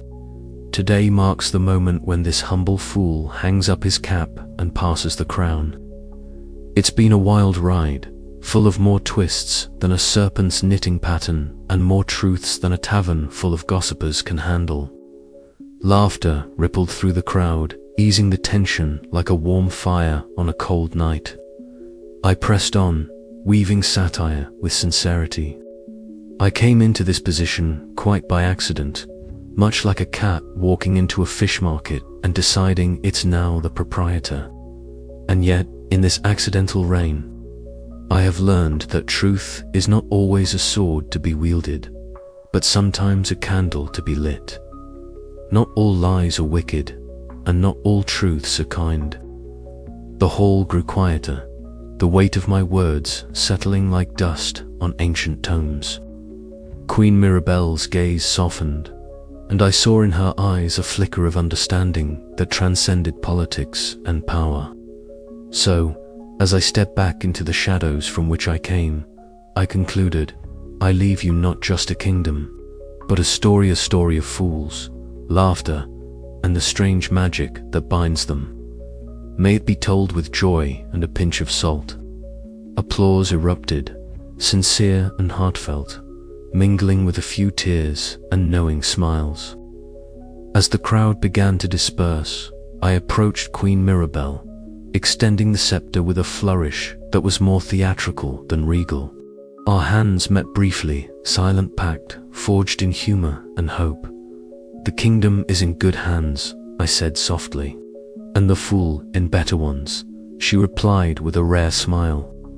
Later, alone in my chambers, I found myself surrounded by relics of my journey-tattered costumes, faded letters, and the countless trinkets that had accompanied me from fool to king. Lighting a candle, I sat at the desk and took up my quill, scribbling a final note to whoever might someday find it. The words flowed like a whispered joke, tinged with the melancholy of farewell and the sweetness of memory. To those who come after, may you find laughter in your truth and truth in your laughter. And remember, sometimes the greatest magic lies in the courage to be a fool. I placed the quill down, the candlelight flickering as if in applause, and smiled. The story was ending, but the echo of the fool's laughter would linger on, forever part of the kingdom's soul. And as the bells on my cap jingled softly one last time, I knew that while crowns may be passed and roles may change, the spirit of the fool, the truth-teller, the laughter-maker would never truly leave. With a final bow to the empty room, I stepped out into the dawn, ready to face whatever came next. No longer king, but always the jester at heart. But of course, that's a tale for another time. If you had told me, when last I was merely the royal jester, that I would someday be the most honest man in a kingdom drowning in lies, I would have laughed loudly, and with all the bells on my cap jangling in agreement. But here we are, in a place where truth is as rare as a sober nobleman, and about as welcome. The court of King Reginald the Grandiose is a spectacle worthy of any farce, and I assure you, no one plays the fool quite like I do except, it seems, for the entire court itself. Each nobleman's word is a twisted ribbon of half-truths and outright fabrications, carefully woven to mask ambition, greed, or just plain boredom. The king himself, bless his pompous soul, lies with such flair you'd think he were auditioning for a play rather than ruling a kingdom. Yet, amidst this cacophony of deceit, I alone speak the truth. Not out of nobility or courage, mind you, but because it's simply too exhausting to remember lies. And so, armed with nothing but candor and a motley stitched from the remnants of court jesters past, I stand as the kingdom's singular beacon of honesty. Our story begins on a morning as bright and promising as a prank gone wrong. The great hall was filled to bursting with courtiers dressed in their finest hypocrisy. The scent of overcooked pheasant mingled with the faint aroma of desperation. King Reginald sat upon his throne, which looked far too heavy for him and just as unstable. Jasper, the king boomed, "Tell us a joke worthy of my greatness." I bowed deeply, the bells on my cap tinkling like the warning chimes of a sinking ship. "Your Majesty," I said, "the only joke here is that you believe your own proclamations." A gasp rippled through the hall. The Queen's smile froze, A nobleman choked on his wine, and the royal dog gave me a look that suggested it was reconsidering our friendship. "How dare you?" the king thundered. "You insult your sovereign." "I merely state the truth," I replied, grinning, which, in this kingdom, is a far more dangerous offense. This exchange, rather predictably, set the tone for the day. For in a land where everyone wears masks of lies, the fool's honesty is a dagger to the heart of comfort. Amidst this turmoil, Madame Vex took the stage.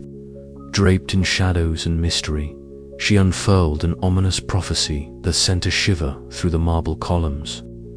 "Beware," she intoned, her voice dripping like honey laced with venom, "for the war of illusions draws nigh.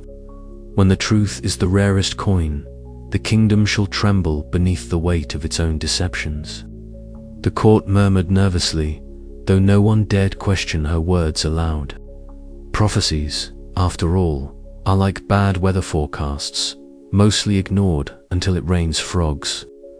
Later, as the hall emptied and the day wore thin, I found myself wandering the castle's labyrinthine corridors, a place where secrets are whispered behind tapestries and shadows play tricks on even the most sober mind.